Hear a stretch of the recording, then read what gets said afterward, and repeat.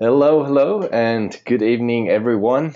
This is Damien here, and Matt is right here with us as well. And today, welcome to this bonus call for the first 15 buyers. As I explained in the email, we're going to go and kind of do one-on-one coaching here, but at the same time, so that everybody can benefit from each of the calls here. That's why we wanted to do it as a group coaching call, but at the same time, you're going to get the same benefit as if you were doing one-on-one. So what we're going to do is and I hope all you guys did your homework here, which was, as I said, to prepare your campaigns, prepare your questions, just as if you were going to do a one-on-one with both of us. So I hope you guys did that homework. So first of all, question as always, can you hear us okay, Matt? Yo, Say something cool there and get them excited hello, hello. and see, let's see, okay. All So, right, let me see who's on the call here today. I can't see anybody because I'm a panelist. let me Thank you make very you. much. Thank you, Damien, right? Yeah.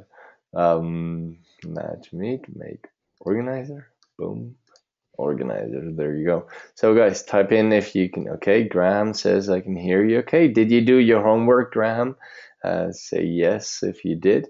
And all of here, let me call you up real quick. So, we have Ed. Great to have you on board. Graham, James, Jen, Judy, Pat, and Tim Jones. Not all 15, but they'll have to check Whoa, the what happened here? recordings.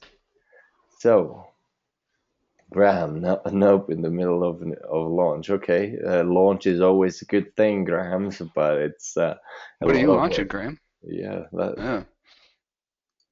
easy to listen, maybe ask a question or two. Okay, so interesting. I didn't know you launch stuff. So, what niche, what product? Nice. Yes, there you go, music. Hey, look at that. No. There you go. So the t-shirts is side stuff that You needs learning? Are to. you learning any traffic driving trips from the course? I like to label myself as a traffic expert, not necessarily a t-shirt expert. Hopefully you are. I got a smiley face. I don't know if that was before or after. Totally. Yes. There you go. All right, Good. there you go.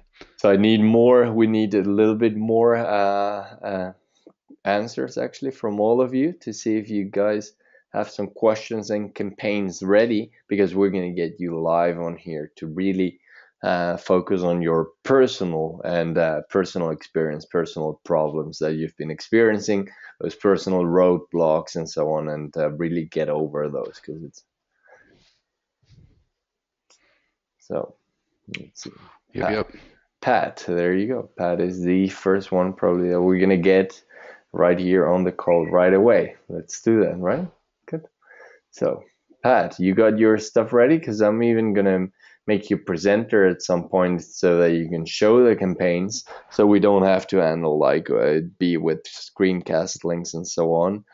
So just let me know if you have it everything ready there on the screen and so on, or you could pull it up somehow so we can see it right away. And then let's get with you right away. So let me unmute you first and Pat, let's see. Can you hear us? Hey, Yes. I can't. Hold on a Perfect. second. I've got a design I want to show you guys. It's a completely new area for me. Mm-hmm. Um, and I'm targeting Game of Thrones fans, and the reason I'm specifically doing that is because I've read about a lot of people who've had an awful lot of success from finding very passionate people, who are really love a TV show or something. And I thought, man, I really wanna try that. So I had my designer do a design. I just got it back today. I'm getting ready to download it so I can upload it, if that makes any sense. Yes. And I absolutely adore the design, but I really think that part of my success or failure is going to depend on my targeting. So Mm-hmm. let Well, me let's take a just, look. yeah, it will be ready to show you guys here in just a second. All right, so let me know when you're ready so I can make you a presenter Sure. right away so we can see Alrighty. your screen. Yeah, all right. I have the design on my desktop now. How do I get it up to you guys? Okay, wait a moment. Let me make you a presenter. And now we should be able to see your screen soon. So you should have seen Okay. a pop-up, so just accept that and we'll be right. Alrighty. Did Okay. you I just have to park some things. Give me about 10 seconds to park some things on my dock that are not part of this presentation, Mm-hmm. and then I will share my screen with you. Good stuff. Yeah, hide all that confidential FBI documents and so on. I am. Yeah. Don't forget the CIA stuff. I have to hide that too. Yes. Okay. Alrighty. So you want me to show you the design? It should be coming up here any second. Yes, I see Yeah, your I screen think already. this is a gorgeous design. Interesting, because I just had some sort of kind of the same idea. It's really. I didn't ever send it to the designer, but I really thought we had one that was Christmas is coming, which Hmm. was kind of playing on, and there was Santa Claus, like Santa was like sitting on the Game of Thrones seat. So we didn't do that one in the end, but it's funny that you have this one here. Cool. Is this have something to do with Game of Thrones? Yes. Yes, here's the funny thing. I've actually never watched the program because my friends who know me very well have told me that I wouldn't like it because apparently it's very violent. I don't like violence. It's sex and violence, yeah. It's all Sex just I love. Violence I don't Sounds terrible. like. no, but there's a cool Well, argument. I watched it and I'm freaking like hooked. But I've heard though that it's really kind of a male-oriented show because like one of my friends calls it Game of Boobs. So yeah. that would not be a reason for me to watch. But anyway, so I really want to know. Sure, I can go in and I can just target Game of Thrones fans, but I feel like I need to go deeper. And here's the really weird thing about this: they have two iconic sayings. This is one: "Winter is coming," and the other one is Where are my dragons?" And Iconic as in, did you do your homework on making sure that iconic as in it's not trademarked for the company, right? absolutely not Yeah. trademarked, which just Okay. blows my mind. But I mean, that's how come the guy with Big Bang Theory was able to make the billions of dollars of Soft Kitty and Bazinga, Yeah. because the shows for some reason don't bother to trademark those iconic phrases because they don't know ahead of time which phrases are going to resonate with the Right. Yeah. No, so, if you look at shows that have been around for a while, and then that saying's been around for a while, that they have more of a likelihood of being trademarked. But if it's a relatively new show, and then especially the phrase is new to the season or whatever, then it definitely has. I mean, I agree with you. It has a less likelihood of being trademarked. So. so I'm looking in the audience insight tool right now. I'm seeing some pretty heavy crossover between people who like Game of Thrones and then just other TV shows related to it. The Walking Dead #2. You want to pop open audience insight? On sure. yours, yes, so we can guide you right there. Pat, by the way, I think I'm buying a MacBook Pro. Oh yay! Yeah. I'm so happy to hear that. Me I need too. to have I need to have a I can laptop. tell that Demian has one, but from his screen, his desktop thing. So Yes. No, and you can, and I actually just came back from Tenerife yesterday, and I bought another one because I'm gonna give my older one to my girlfriend who needed kind of cool. She needed to jump over to the cool side, which is, yeah, as you know, Mac. So, and I Cool got side. another, I got another one. I got another one. So it's like I'm sitting here now with an iMac and two MacBook Pros, and I feel like Steve Jobs. So it's cool. Uh, okay, Uh, so you go. okay, so in my research now, I put in Game of Thrones. And Okay. I'm seeing that Game of Thrones was it at one point a comic? Yes. Well, Okay. it actually started out. I think it was a comic, but then this guy George R. Martin turned it into like a 5 or 6 part book, and he's the writer for the show too. So So do you know if the because here's what I'm thinking. is like the difference between somebody who watches the Harry Potter movies or somebody that's read the whole book series. Right. Is that somebody who's read all the books is way more passionate than I mean, I can. Damien watches the show, Hmm. but I'm guessing Damien's never going to take one of those shirts surfing, right? No. So That would be my that's guess. the difference. That's where you would go. I wouldn't go for people who watch the show. I would go for people who read the books. So I'm Okay. trying to find one of these has got to be the book. Let me I'm see. only getting like a. Here That's we what go. one thing I hate This about. That's the author right Yeah, there. is he only famous for that, or is he famous for other things though No, too? that's it. He was a failed author until he came up with that. Okay, so anybody pop in George Martin and take out a Game of Thrones. Okay. And see how many people we can pull this way. So you got 700 to 800,000.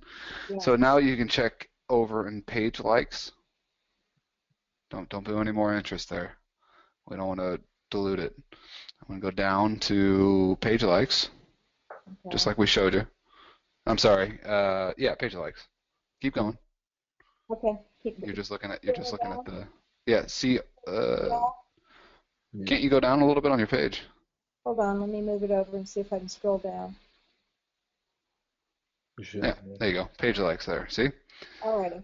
So now you got several interests that, when we were talking about the affinity level, Whoa. where these people are going to be way more passionate than, say, people who like Game of Thrones. See, now Game of Thrones is related to George Martin, right? But he's only got an 8.2% affinity Right. to Game of Thrones. That's because so many people like Game of Thrones without actually being truly, truly passionate about it. Okay. 8.2 is not good enough. We like to go with the 13 above, right? He's So I actually would. 4.1. What's that? He is actually 64.1. It's No, just no, no. self. Listen. Your interest right now is George Martin, right? Yeah. And then the relation of George Martin to Game of Thrones is Oh. 8.2. Hmm. George Martin to himself is 64. Yeah, Oh, I 64.1. see what you're Yeah. saying. Wow, I've Yes. been reading Yeah. things wrong. Okay, sorry. No. So these are the interests that I would start going after. Are these characters on the show? Yeah, Daenerys Targaryen and Peter Baelish, Littlefinger, all those are characters, yes. I'm surprised Khaleesi's not on there. Well, you never know where she's going to pop up. But you see all the characters, those are all the figures inside. So if the people know the names, if they know maybe if you type in winter is coming, I don't know if that would show up as an interest as well, but it might, because it's one It's of possible, these, Adam. it's one of the sayings of these little, the big, how are they called? It's interesting because the actress who plays Khaleesi is there, but There the you go. character is not there, and she's actually quite famous. She's the one who says, "Where are my dragons?" Yes, Well, that's I mean, it's interesting, but at the same time, now see how it's diluted a little bit? Yeah. I don't like putting more than one interest into that because you just Okay. start diluting it to what you originally intended. Now, the cool thing is that if you wanted to do more than one ad set, you could follow the data on George R. Martin and then follow the data on Winter is Coming. I would like to see how many people are actually following. Click that out and see how many people that audience is. It's only 20 to 25, so it's not Yeah, nearly. so it's not really doing anything, but it had enough to I noticed an effect on it. Yeah, But look I at think you got plenty of people who are very passionate about the show. I mean, anything above I like to say anything above 13 is good, and you had stuff in like the 50s and 60s. yeah. So, you got plenty of people to go after here. And some of them have huge followings too. So you're going to have the truly passionate people. Even these people down with only having 37,000 people, you know that their affinity is 62.4%. So the data is telling you that these people are super passionate about George Martin, who is the creator of the book series Game of Thrones. Thank you so much, because I was actually misreading these. No, I wasn't putting one and one together and coming up with two. just always go back to that little information icon right there, and it says it's the affinity in relation to what you typed in. So it's always going to be, so the bigger it is, it's the more likely these people are to like that interest and to this other one. So it's kind of Yeah, so that's why I don't add putting anything too in that many, right? interest when I'm building the audience, because you start diluting that figure, and I want to know. I just want to chase people who are very, very passionate about the one interest that I have put in there. Mhm. So I should only put George R. Martin because this is the interesting thing. Ghost the direwolf. That's actually the character that's shown on the shirt. Yeah, but I know. But look at the population size. Yeah. You don't want to use the data. The bigger, like without being crazy. That's why I always start. I showed you guys how to start with nursing, right? You start with the biggest interest possible because Okay. you want to have Facebook gather all the data up. If you start with 37,000 people, you're not going to have very many people in your audience to compare to. So So I this think is this is a really really, really ideal then. good start for you. Yeah. This is really ideal then. This audience right here, Yep. that's 700,000 to 800,000, right? And Yeah. you sound like you know the niche too, because I would have never known that it's dangerous using authors because they make so many stuff. But I guess if your guy is that known for just Game of Thrones, kind of like the Harry Potter lady, then you Yeah. can go for it and know that that's very targeted. And you know that that's kind of like celebrities, right? Those actors are like celebrities within Game of Thrones, so you know those are targeted. Thank you Yeah. so much. Perfect. Yeah, Perfect. let us know how it goes. So, I will. yeah. So, Pat, if you have anything now, we're still with you here. So, anything else that you have ready, like bring it on. If any campaign to critique, any other questions you might have, it's really like we love to help you with specific current stuff. But if you have stuff that didn't work out lately or something, let's I critique do. that and I look. do have a sales campaign. Yes. I don't want to hog up all the time though. No, that's what we're here for. We're really gonna like if not any other person is gonna show up, but the better use of our time is with you right now. So so people Okay. just if you guys if you have anything already ready by yourself ready, just type it in. Look, I'm ready for my critique as well. I'm ready for my time as well. But we'll stay with Pat as long as you need, Pat. May I ask you to do this? May I ask you to quit sharing the screen just for a second so I can go into my Teespring campaigns and retrieve the Yes. sales campaign? No, you have to show us all your campaign. Okay, bye-bye. Let me Yeah. take show my Okay. screen right here. Okay, so it's showing my screen now, and you, Yes, it is. Is everybody else following along on that? Did that make sense for everyone? How we follow the logic on that one? yep. Game of Thrones has gotten so big that you can't just directly go for that anymore. You got to go deeper. hmm It's become too broad. It's become too how do you call it? Too uh, I always forget the word right Too big when of I a want to celebrity. say it. No, like when you water down something instead of water, so it got watered down. Oh, It's too not big. as specific as possible. It's not as specific as we need when it comes to targeting anymore. Okay. Hmm.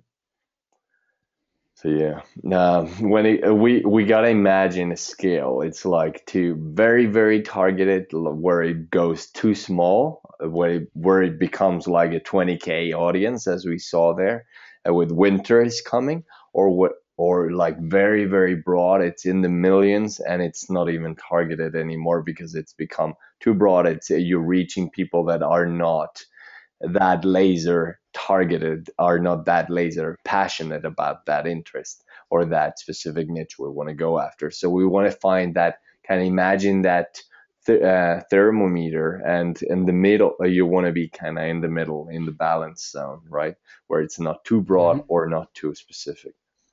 Okay, I've got it up on my screen now. Good. To make you presenter again.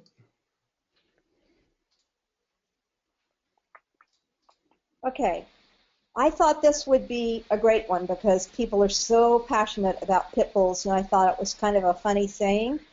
And I sold one in 24 hours, so to me that's a failed campaign because I always want to sell 3 to 5 in the first 24 hours. And I was just kind of baffled because I did get very good engagement, lots of comments, lots of shares, like I think 154 shares or something, but only the one sale. So My first question would be, how many dog owners who own pit bulls own more than one pit bull, and own exactly two? yeah, that's true. That was the first thing I thought with that. I mean, the only people that would buy this would be a person who owns exactly two pit bulls. Well, it's That's And difficult to I don't know what the target that. percentage. Yeah. Yeah, the percentage of people who own, you got pit bull lovers that maybe have like three or four. Like I got a friend that has four pit bulls. mm-hmm. And then all these people that only have one. So that's the risk. And I mean, people who own a pit bull, I could see commenting and sharing that and thinking it's funny, but you run the risk of you've limited yourself to the people that only own two pit bulls. Okay, thank you. Yeah. That makes perfect sense now. Yeah. Good. Trust me, I've tried that. I've tried similar. I did it with kids, and it's tough because you can only reach a certain segment. Right. Now let me ask you this: if you had like an evergreen site, because there's lots of talk about different types of personalization now, with that T-Rex software, with the T-Profits Pro software.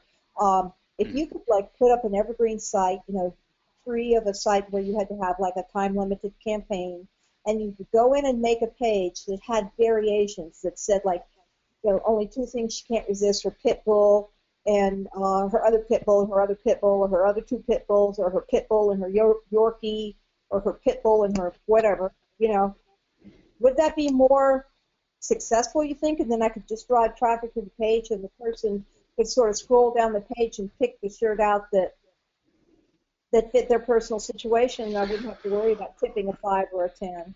I would say that you wouldn't be more or less successful because it's all about the positioning of the original design anyway. So Okay. you're still reaching to try to sell this shirt and versus selling a shirt that makes perfect sense for any pit bull owner to own, which is when you limit yourself down to a specific number of dogs owned, now you're only hitting a very small segment of the population, and you still have the original problem of driving the correct traffic there. The problem is, like the thing I would do here is like there's only two things a woman can't resist: her man and her pit bull, and then target pit bull owners who are married. Exactly. And then there you go. And that's the easy way of doing it because you've predetermined that targeting to be set that way. I'm seeing my designer right now. Yeah, there you go. Thank you. That makes more sense because I actually have one where I have her man as the first thing, but I haven't filled in the blank yet because I was trying to figure out what the second thing should be. Oh, I think that's a great scalable concept, right? Yeah. There's only two things a woman can't resist: her man and her pit bull. Okay. That's very personal. You know how to drive the traffic to it, and you don't have to worry so much about reaching that certain segment, very narrow niche that you're looking at. That's in a niche. That's really in a niche because you're female pit bull owners that have two pit bulls. You're really hitting yourself down there. And usually when they have two pit bulls, they don't have a man. So.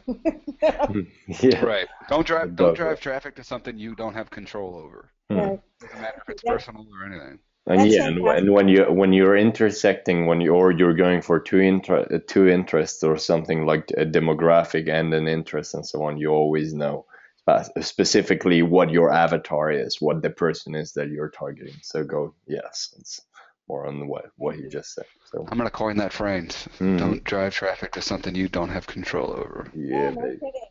Oh yeah, baby. By Matt Schmidt. I do have one other question that I think will be helpful for everyone on the call. Yes. I think I've shared with you, Matt, that the first 4 days in November I did $1,000 a day in profit, and then on November 5th, Facebook turned a spigot or punched a button or did something, and my business crashed and burned, and I've had a real hard time bringing it back since then. I was using the photo post ads, and the reach on those, I'm still getting the same likes, shares, engagement, the 1, 2, and 3 cent clicks. Most of these are still my kind of evergreen shirts that I sort of cycle out and run maybe once a month or so. Yep. But they never are making it off the Facebook page to Teespring anymore. My reach has really gone way down. And like the last 2 weeks since December started, I'm literally paying 80 to 95%, and on 2 very sad days, 100% of my daily profit to Facebook. Mm-hmm. And to me, those are just obscene ad prices because, ads are not supposed to cost any more than 2 to 20% of any company's annual operating budget. Hmm. And as small marketers, it shouldn't be more than 2 to 5% of our budgets, and yet Facebook is charging us 50 cents and 50% on the good times, and 80 or 90% when, it's a hot time like a holiday, and everybody goes, well, okay, we're still just making money. And I don't understand why people lay down for this abuse, because they're taking money from us that we have earned that they really haven't earned, that they should not be taking. And their ad prices are just insane. So, is it your cost per engagement that's high, or what part of your ads is high? Well, I mean, I'm still getting 1, 2, and 3 cent clicks, but they're taking tons of money and not giving me results. And so, and they're doing weird things that, like, at the end of the day, if I will have spent, say, $300 on that, my ads for that day, and then it closes and midnight comes and goes, and I take a screenshot of it, then I come back at 1 o'clock, and all of a sudden I have $376 for the day. Well, where did the $76 come from? Well, You know, it doesn't update in real time either. well, I know, but I was almost out of budget on all the things. I'm just saying, I just think that there's just a lot of chicanery going on, and we're fighting a losing battle. So what I'm trying to do is get away from Facebook. I want to start building my list, and I want to start building real properties, evergreen shops and things, because what you said resonated with me. Never rely on something that you can't control. And I feel like as long as I'm in business with Facebook, I'm building my business on something that I cannot control, and they can devastate my business anytime they feel like it. And I don't want to keep giving them that power over me. I want to Hmm. build lists. I want to email my customers. I want to have good relationships with my customers. And I want to tell Facebook to take a long walk off a short pier and get them out of my life. Well, there's a couple things you got to consider right now, and I've moved from several different platforms. I used to do solo ads. I used to do pay-per-view. I used to do AdWords, and uh, used to do SEO. So that's a different part of Google, and it's not cheap anywhere, and they always have control. And we're doing, page post engagement ads. I don't think were originally intended to do what we're doing with them. And yes, it might catch up, but then you switch over to something else and you can still sell the same way. I mean, I used to use website conversion ads to sell, and now I use page post engagement because it's what works for me at the time. So I know it's rough and I know it sucks, but that's the rules of the road. It's like paying taxes. It's like you can't really do too much about it. You can try, you can have tax breaks and yada yada yada, but ultimately you're going to have to pay taxes. So we're using it as the vehicle. I mean, there's plenty of other vehicles out there. I'm testing out a few, Mm-hmm. but ultimately one vehicle or another will have to be used for you to make money in this business because To if bring you're the gonna drive traffic. traffic, Yeah. if you're gonna drive traffic, you gotta just. And I know you said some things about your, when we talked, your account and had, some suffering, and I've heard some similar things, and I haven't experienced that personally. Um, I'm getting a lot of feedback here. Hold on one second. But it's ultimately you just got to push through and adapt to it because in a world where you don't have control of it, you still have to find a way to make it the best of it. Well, I mean, I'm doing that. I'm pushing through Christmas and hoping that in January the ad rates come more back down to normal. And from what I can understand in the cyber world, if you spend $1 and get back two, then you're supposed to be happy. I'm just saying that in the real world, that there's no business that would sit still for that. I would disagree. I think that a good 20-30% profit, a return on investment after all costs for a business would be phenomenal in the real world. I think we're in a business where you're expecting to spend $1 and get two is ridiculous in the real world. Because I No, mean, and we can do that that's as I know that we marketers. have Yeah. yeah, we can do that as marketers. Yes. Having 700% ROI in your business Yeah. is ridiculous, It's insane. especially in 7 days. Yeah. When you have those campaigns that are knocked out of the park, and Right. you in 7 days you want to get a 100% return on investment, you walk down to Wall Street and say, "Here, I have $100. I would like 200 in 7 days," and they Yeah, would look at you like you had 10 heads. true. But those Especially with campaigns are more difficult to achieve now with all these new changes. yeah, I mean it's sometimes yes, sometimes no. I mean, I still have a lot of people still have campaigns where the ROI Yeah. is still good. So you got to keep plugging away. It's not I an know easy I'm game. not a There's no quitter. easy solution. Hmm. I'm just not a quitter. You know that about me. So Yes, anyway, I don't quit. I won't. All right. exactly. So, All right, let's keep going. so let's push through this. No, it's definitely there. It's definitely there. It just needs the Christmas is a tough variables. time here. Yes. I was just telling Damien how today and yesterday have been very, very slow days because now people are seeing that the shipments aren't guaranteed by Christmas.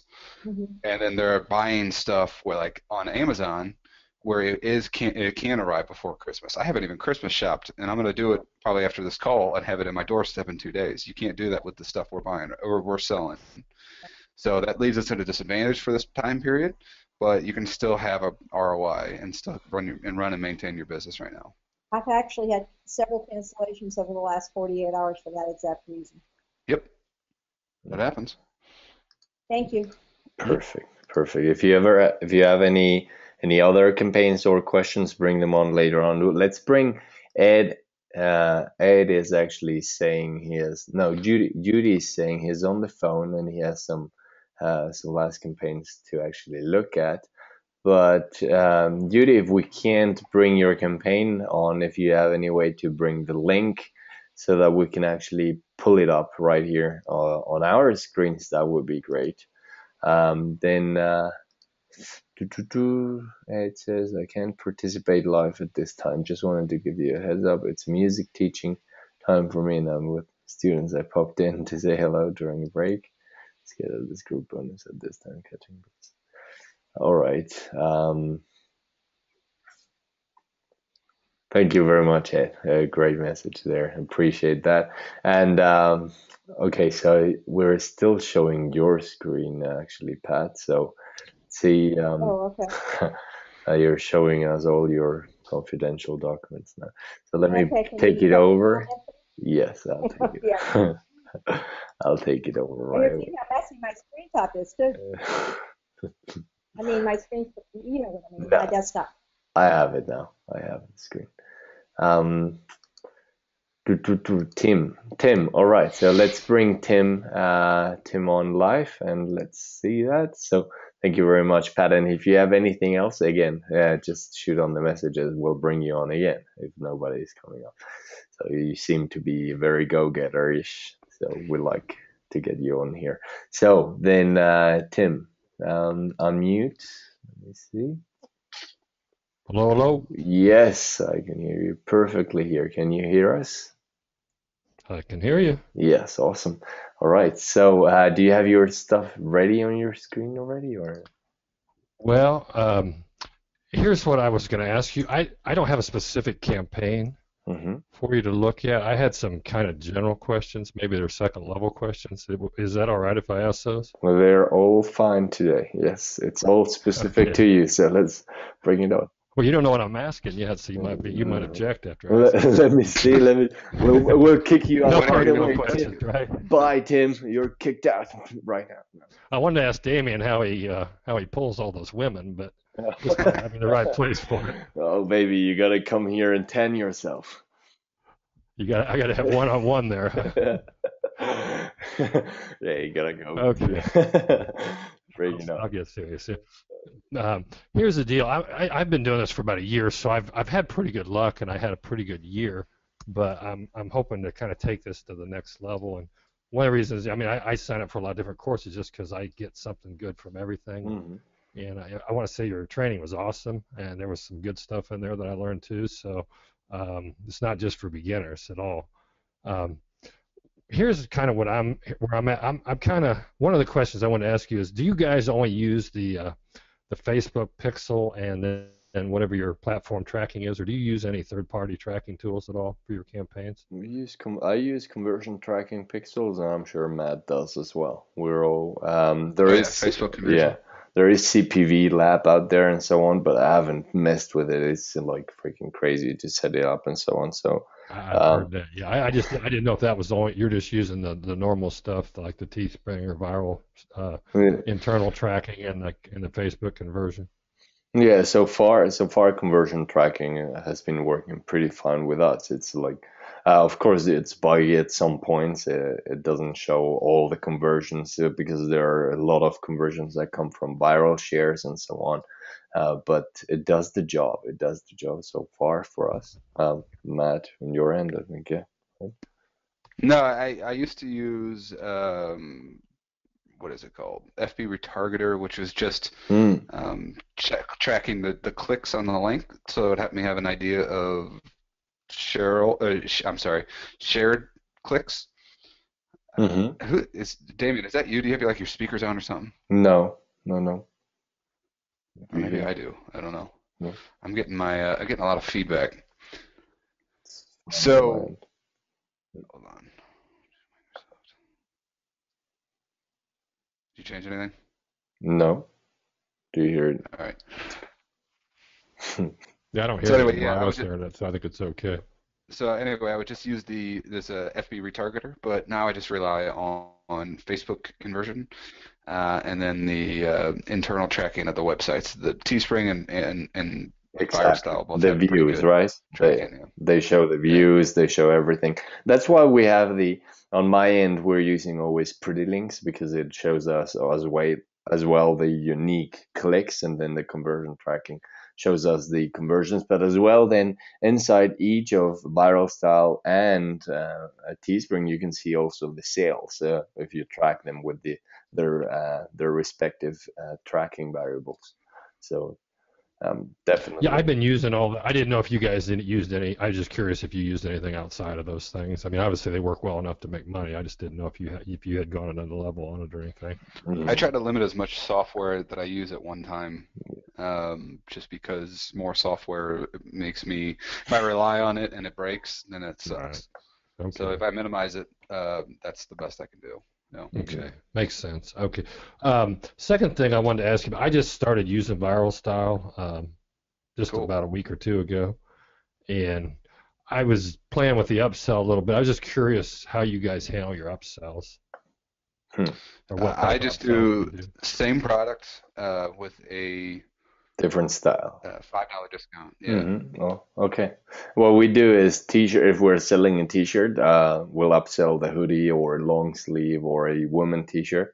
That's the one way we do it, and the other one was definitely like buy another one for a friend or buy another one for somebody else, or buy a second one for yourself at $5 off. It's definitely always five So it's dollars off. It's the what we're doing. same hoodie you're selling Yeah. or t-shirt. Yes. hmm Okay, that's what I'd set it up as. I didn't know if you had another strategy or if you were trying to sell maybe a different shirt in the same niche or. Now that is another thing we tried definitely when we have done that already, and it worked fine as well. So there are different. That's why there is never one way to skin a cat. So there are Right. always different ways as to the specific strategy or campaign you're running. So it's all of them work. The just the psychology behind an upsell is that when the person already committed to one purchase, committed to one decision, it's easier for them to make the next one. That's why you need to really really take advantage of that opportunity and give them an incentive to make that second decision, that second purchase decision. So right there, what you can do, there are those different angles we just talked about. You can give them a different style, right? You can give them that same design in a different style.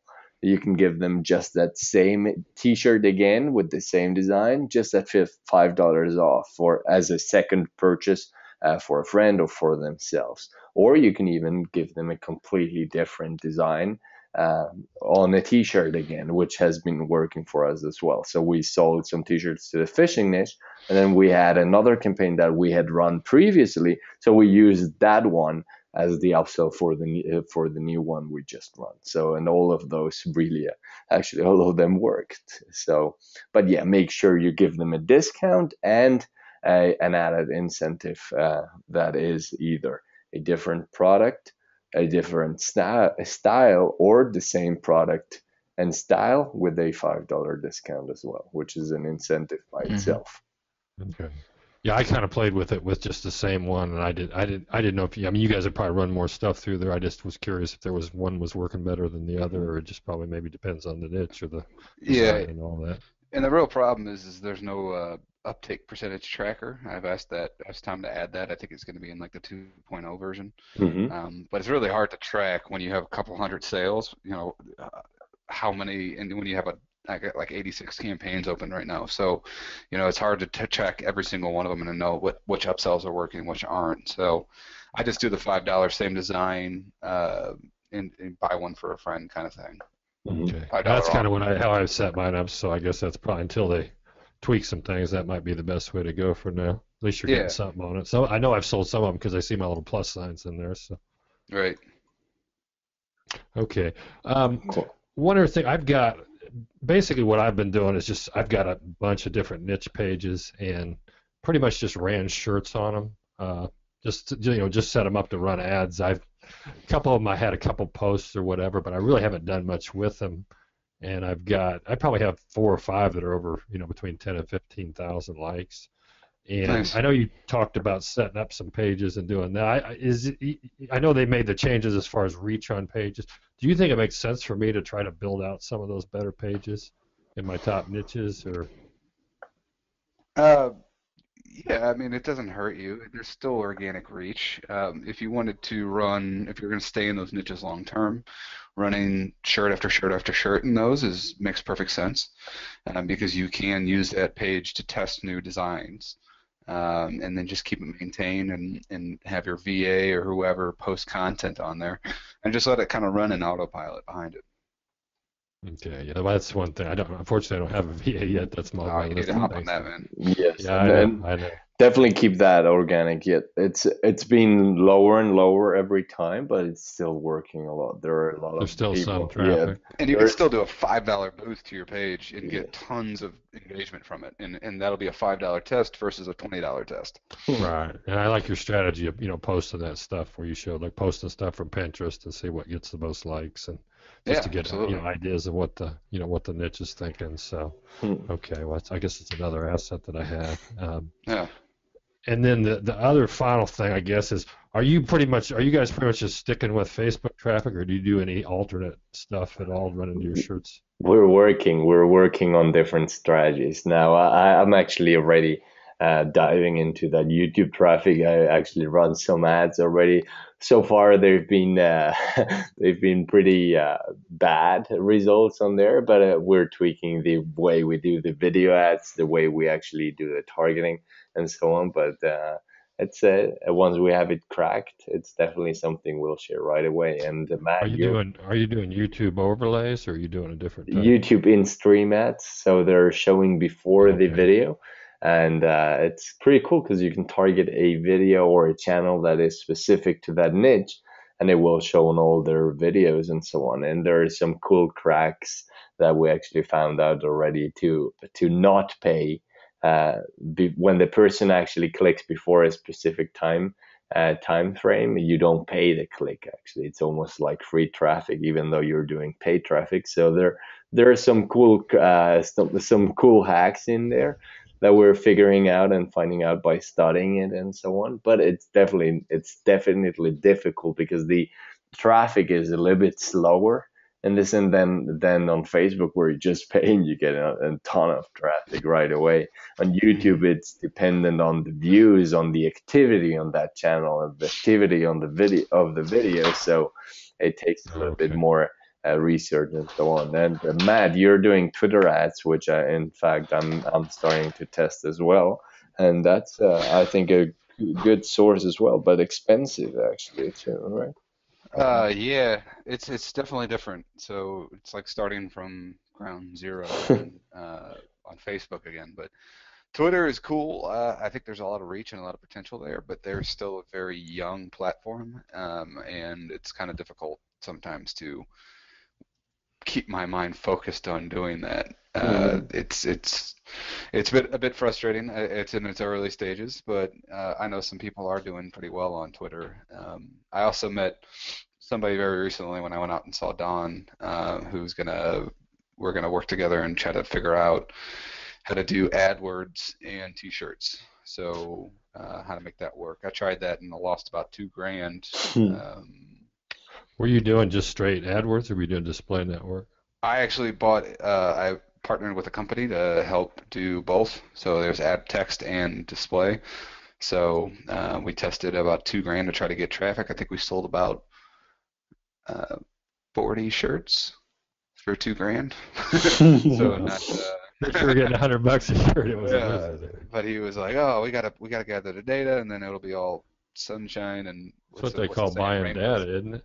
Yeah, no, exactly, and you got to do that. I used to have to do that when I did CPA offers on AdWords, but at the same time, I don't like doing that because you can do it for $20 on Facebook. Right. I've been So playing with the display network a little bit, but I haven't mastered it yet. So yeah, I'm working on it. She used to do a lot on AdWords, so I'm gonna work with her, and then I'm doing Twitter and another platform. So we're looking forward to it.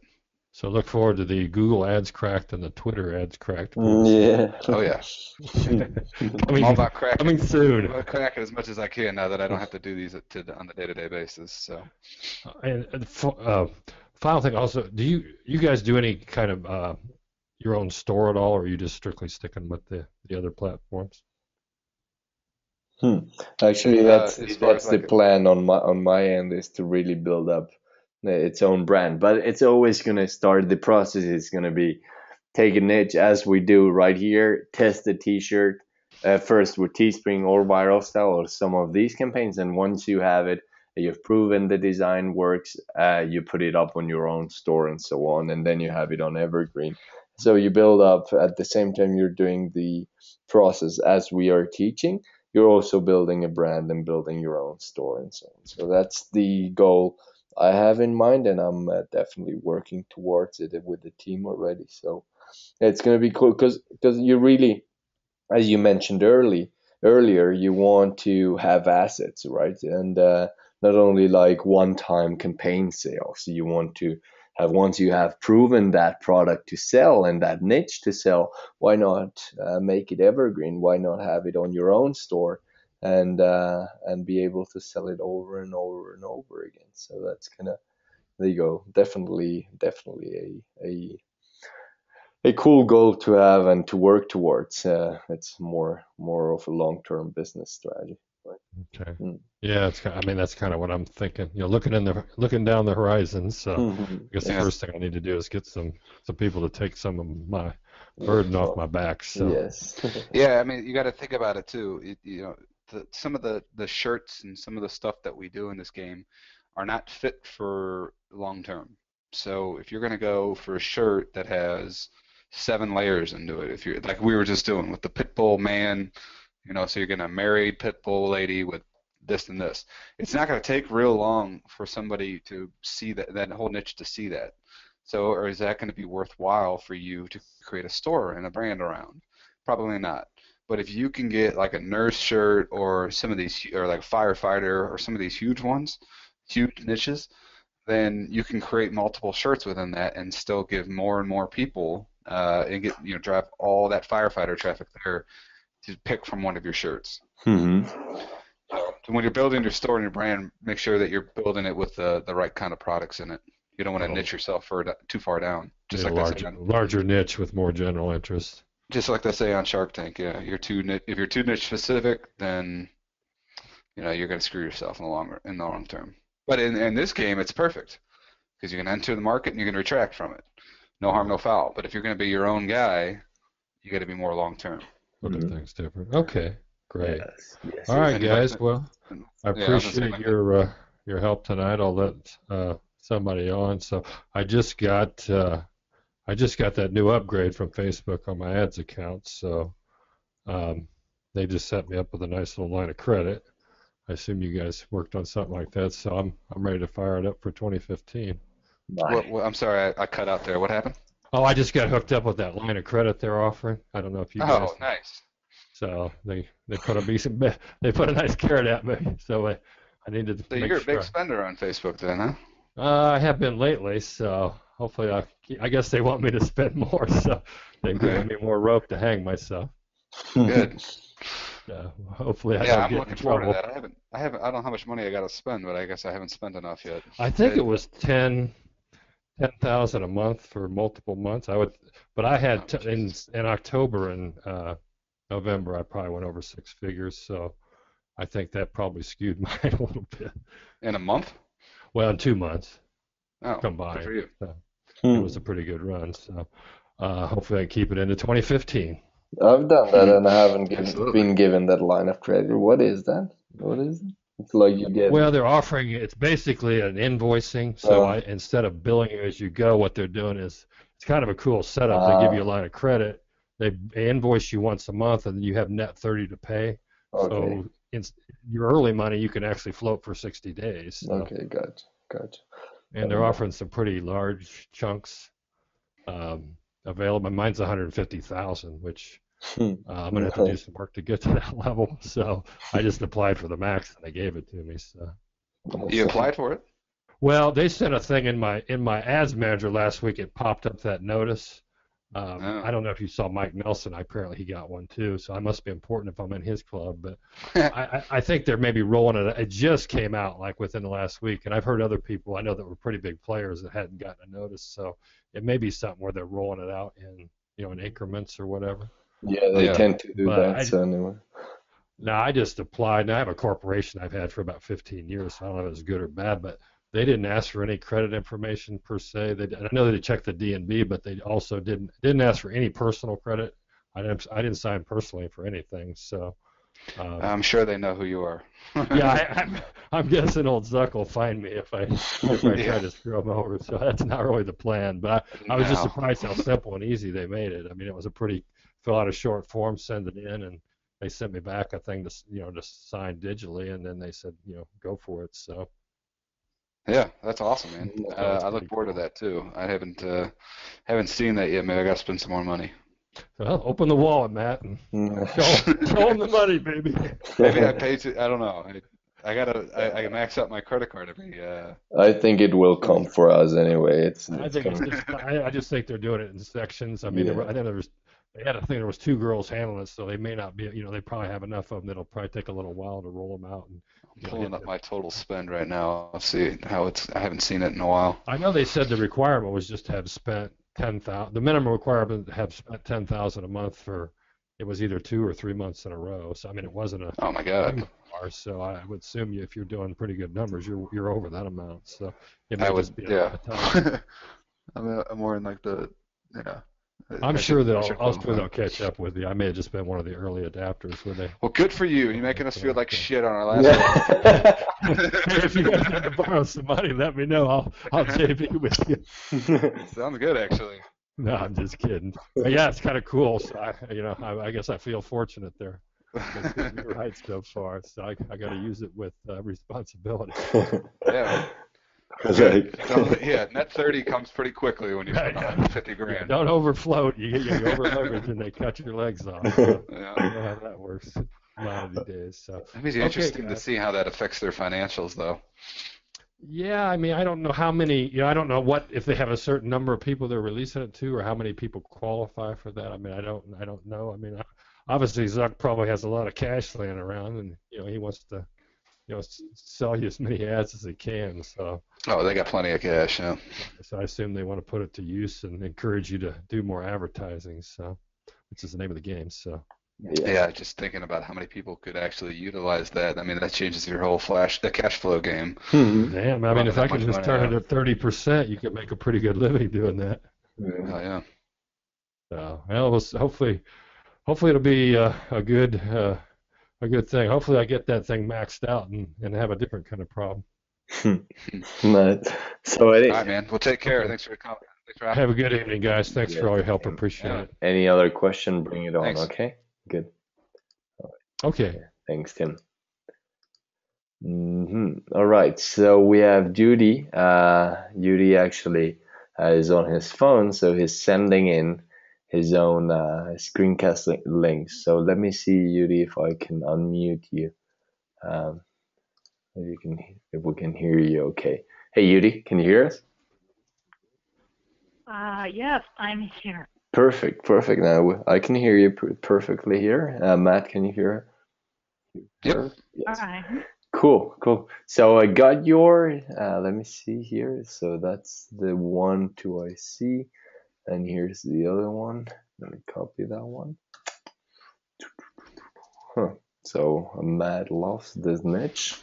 I haven't touched it because I respect his niche, but here it is. Wait. So that's why you are Oh, there's good. plenty to go around. Don't worry about it, No, man. so yeah, so this is yours then. So as you can see, here are the interests: nurse.com, funny nurses, tough nurse, licensed practical, 0.7.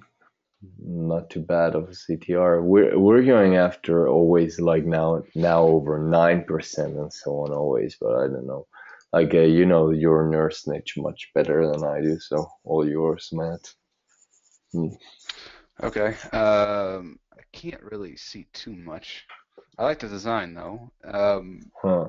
There we go. Is there any way I can blow that up? You want okay this, and let me make it bigger. See that? There we go.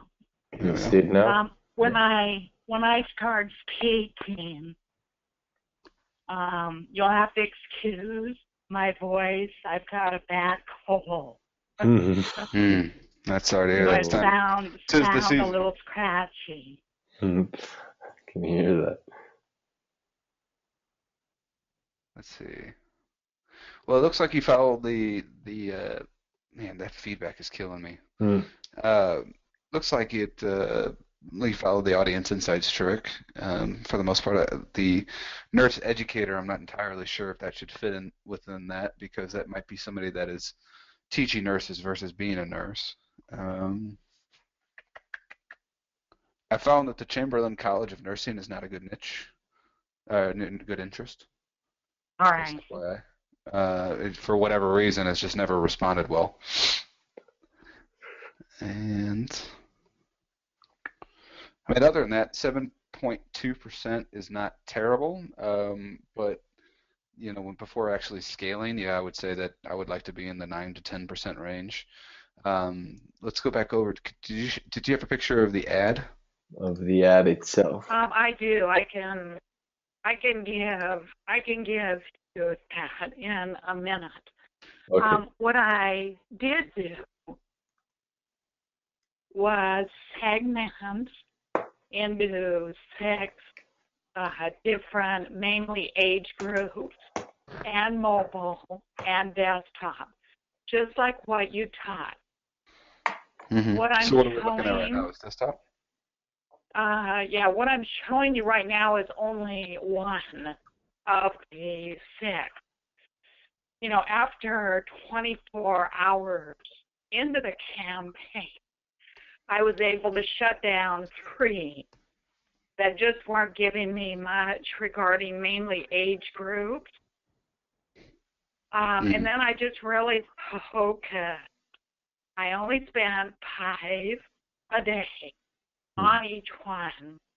I really wasn't getting, and my click-through rate was way up at 10 and 11. This basically was at the end of the campaign when I did this shot. I only ended up selling 6. I didn't make any money. I actually went into the negative. I ended up spending about $85 on ad spend.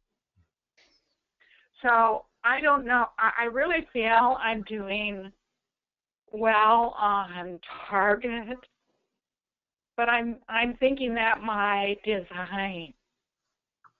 Let me go ahead and I'm gonna. When I discovered my calling, my heart said nurse for life. Per life underneath, yeah. What about saying When I that? discovered, I would almost want to say that like I discovered my calling, and my heart said nurse. Yes. I know it's just it came off on me in the wrong way. When I discovered my calling, my heart said nurse for life. I discovered my calling, and my heart said nurse, and I would even take for life out of there because your calling implies being lifelong, right? I discovered my calling, and my heart said nurse. Yes. Yeah, it would sound much I, better. I, it's almost like you're putting like a tense on it, like past tense. And I found that like intense really does matter, like the way that you're phrasing things. I would almost try to run the design that said, "I discovered my calling, and my heart said nurse," and see how it does. And you might have to change up a little bit. I think you could still fit it in the same general design that you have. I think it looks great. I mean, the design's cool. I like how the text is done. Hmm. All Uh, right. and you said you sold six. Yeah. I just think that maybe a slight little tweak. Did you say you had the ad? Was the ad Yeah, like basically I this? just gave. Yeah. Was it just I the just picture of it? I just gave you the next link. Okay, let me Oh, I'm pull that sorry. one up. Sorry. Yeah, there she is. Got it.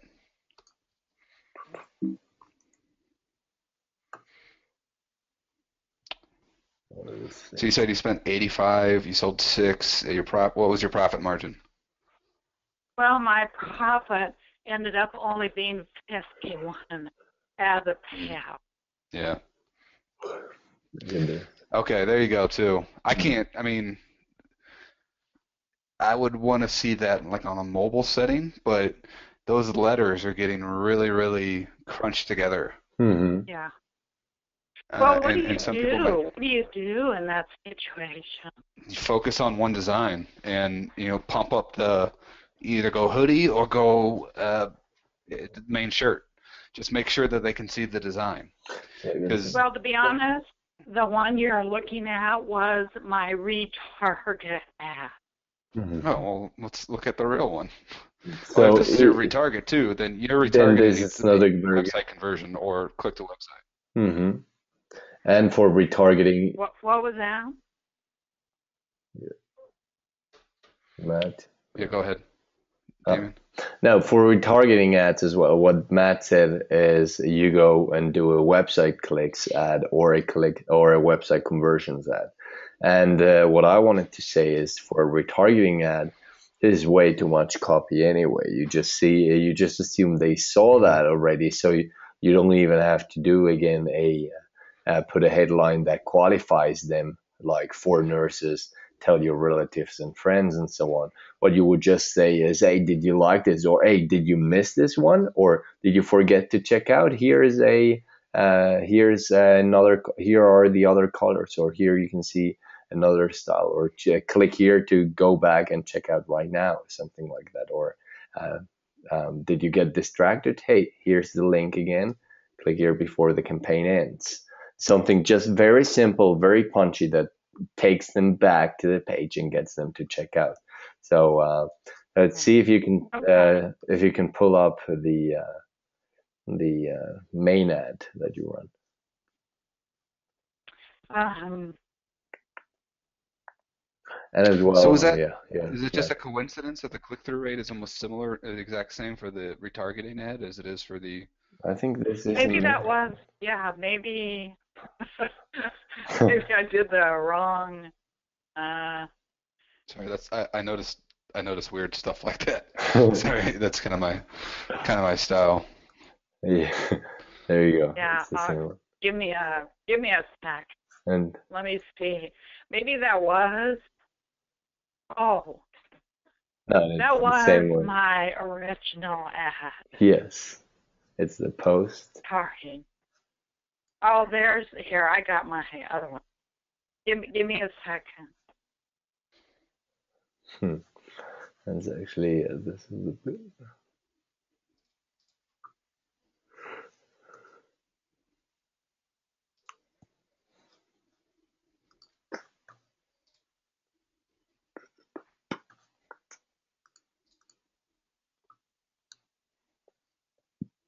Mm.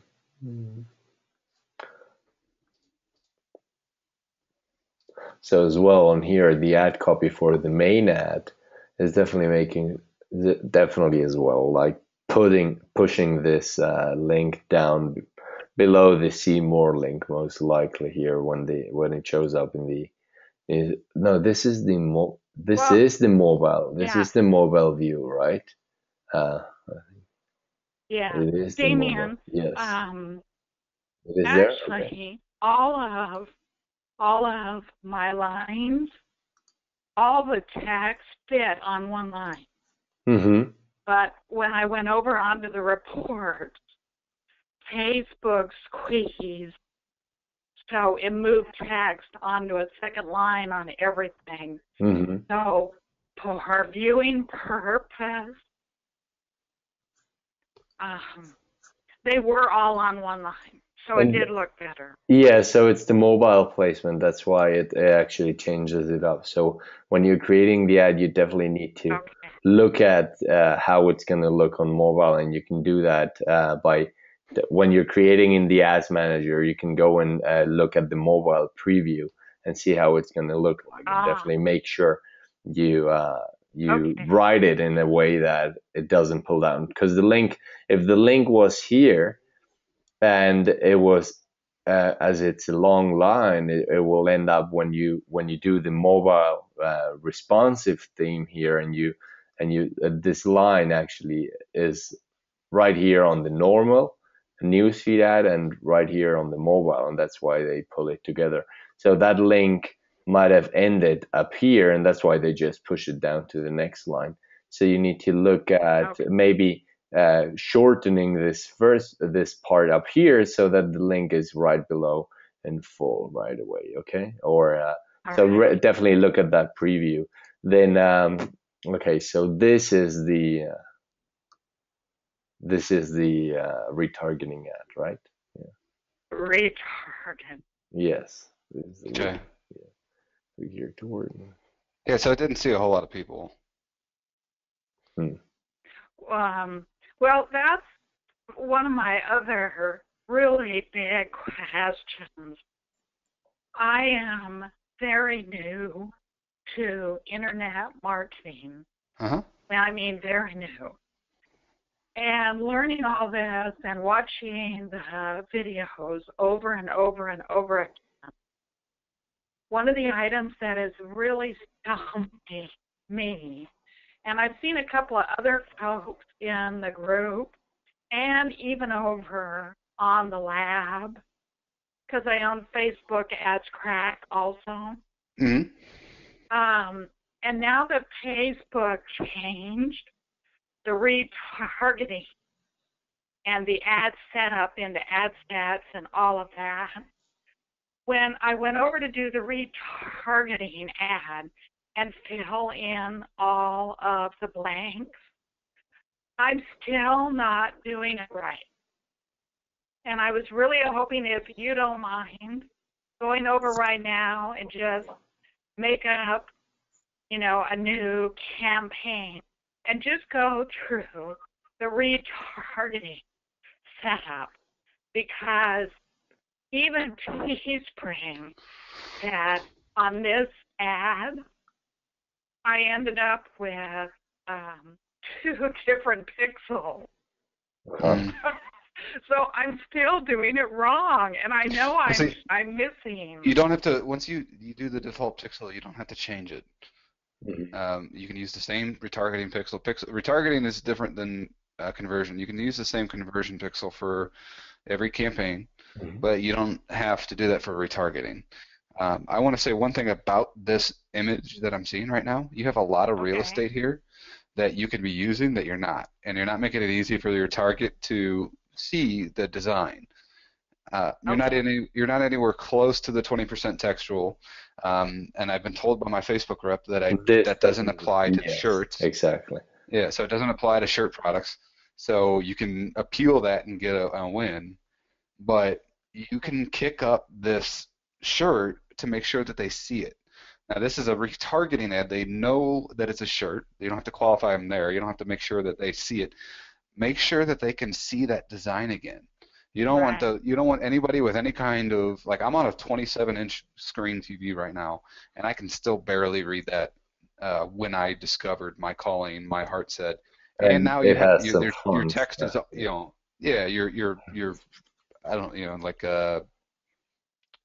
I don't know what to even say. Like, it's not a straight line text. It's got the, like the curve and to make it look like a heart. So just make sure it's easy for your target.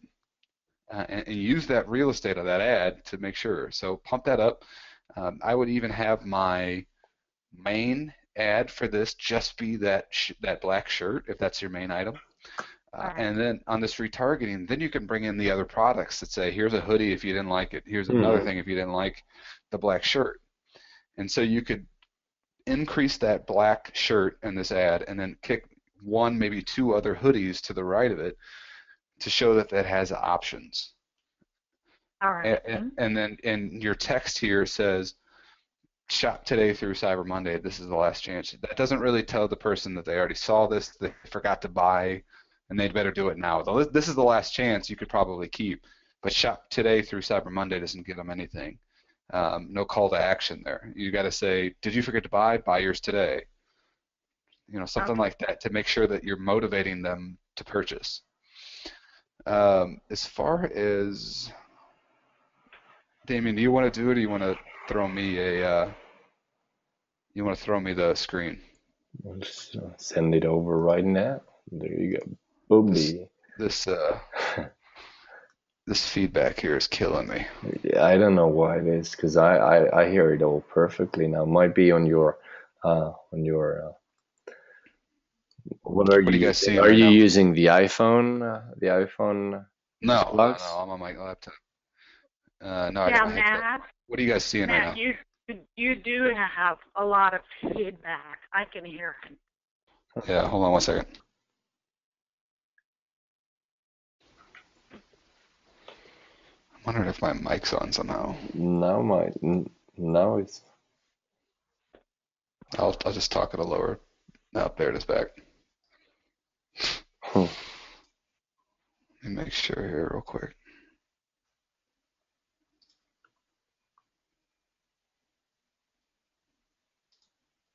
Can you hear me? Perfectly. Yeah.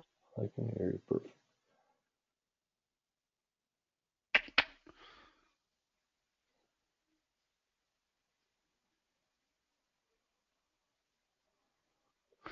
Graham's saying it's a GoToWebinar issue.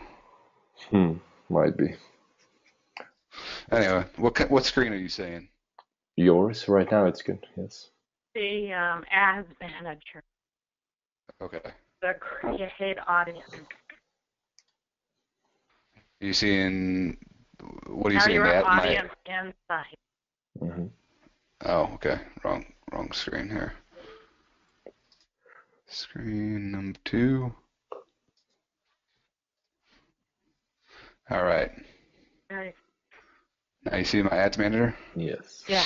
Okay, so when I'm creating a new ad, this is just a page post engagement. Right here is where you can create a custom audience. So you can create custom audience, website traffic, and then anybody that views specific web pages. And then for this, you would type in your Teespring address, but so we'll just use Google. And then you want to do it for 90 days, maybe.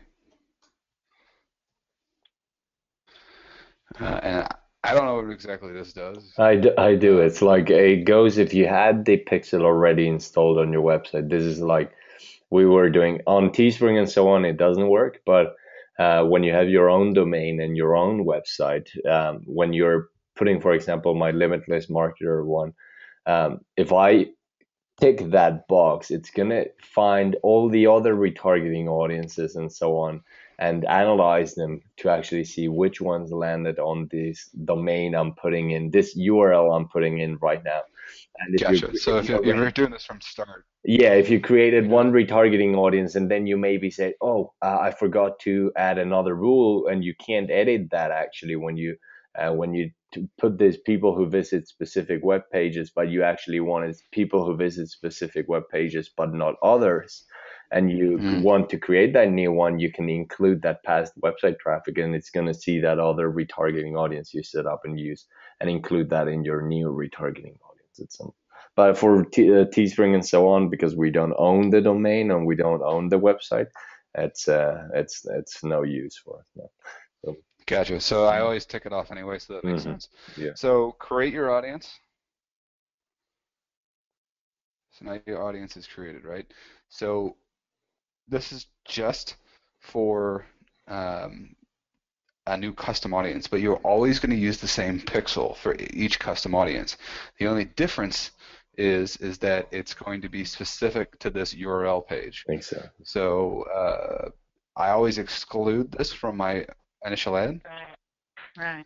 I taught that early on, and then you do all this, that you do that, this, that, and the other, and create your page and go from there. So if what your issue is around, let me see here. It's over in the other section. Are you on finding your pixel, or what's your issue? Yeah, we're well now.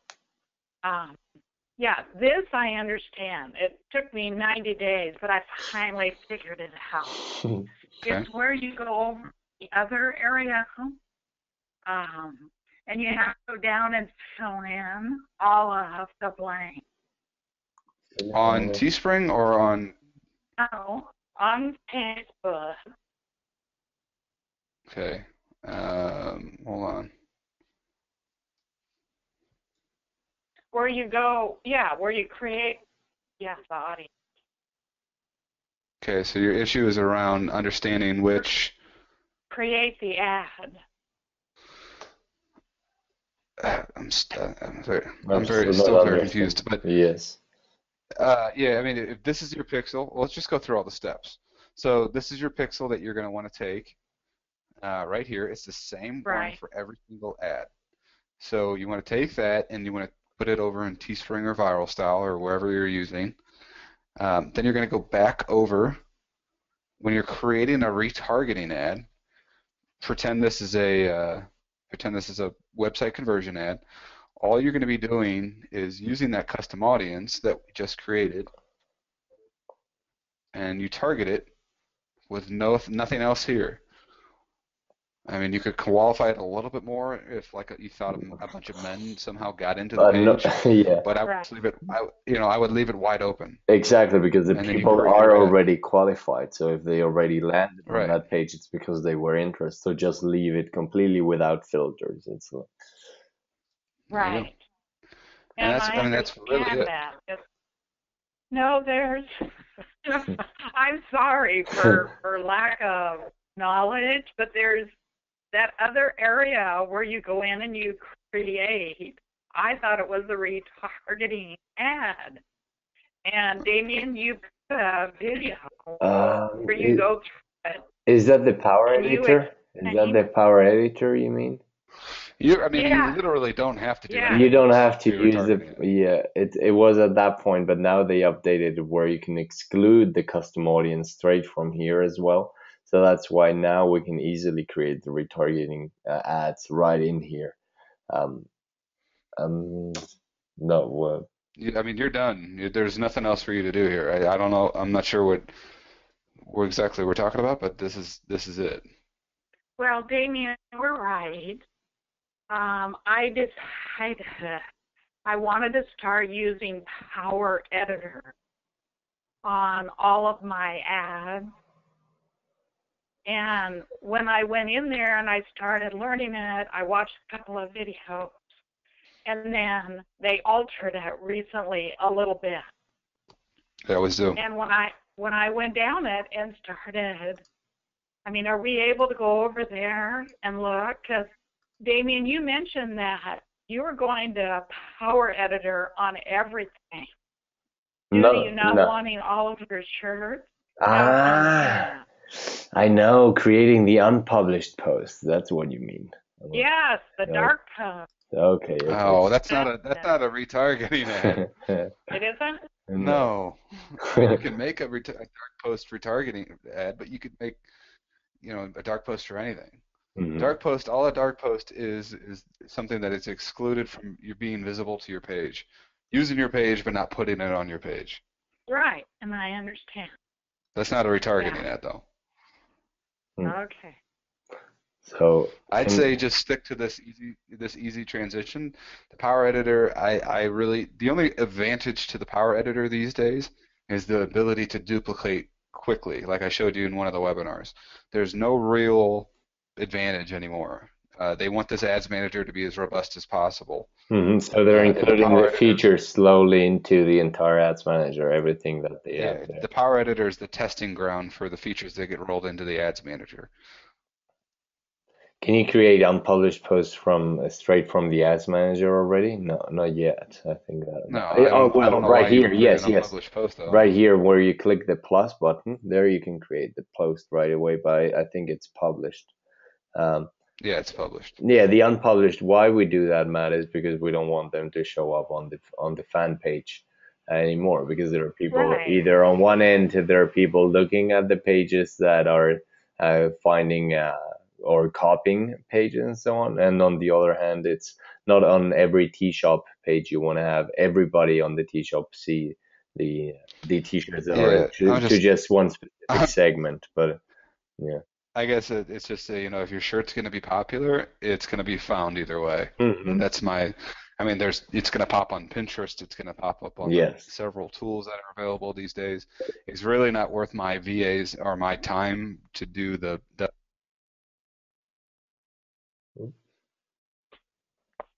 You cut out a little bit. Matt? Yes, he cut Yeah. out. Well, Damien, let me ask Mhm. until we get Matt back. Yes. Regarding the retargeting ad, I thought, just like what you mentioned, that when you only want one ad on the fan page. Hmm. You said in the videos that you don't want to, create a lot of different ads on the fan page. Therefore, you do the dark post. Isn't that right? No, the main objective of on the fan page, if you have a specific niche page like the I Love Nurses page And I from do. Matt, Yeah. just like that one, then you're gonna have apart from one of the benefits of the dark post is that when somebody lands on that fan page, they're gonna see only those organic posts, only the engagement posts, those that you posted that are, let's say, high value. They give some content or they Right. give a viral picture or something, while the promotional posts are going to be hidden to those people, but they're also going to be seen only by the people you're sending you're promoting to with your ads. So let me see, Matt, actually unmute him real quick and then unmute. Let's see if we can hear. And that on that one, Yo, yes, now I can hear you again. Okay. So what happened? where did I lose me? Or where did you lose me? So it was when you were saying it wasn't worth at the time of my VA and something like that, and then Yeah, it's going to be found either way. So, there's too much time invested in the wrong thing here, because if your shirt is getting popular and viral, it's going to be on enough search results that the ad copy doesn't really matter anymore. Mhm. And it's once you're done with the ad, delete it from your page, and people won't be able to see it anymore. But your shirt will be found on several different sites other than your page. Mostly So where I said that with the unpublished post as well is when you have a tea shop.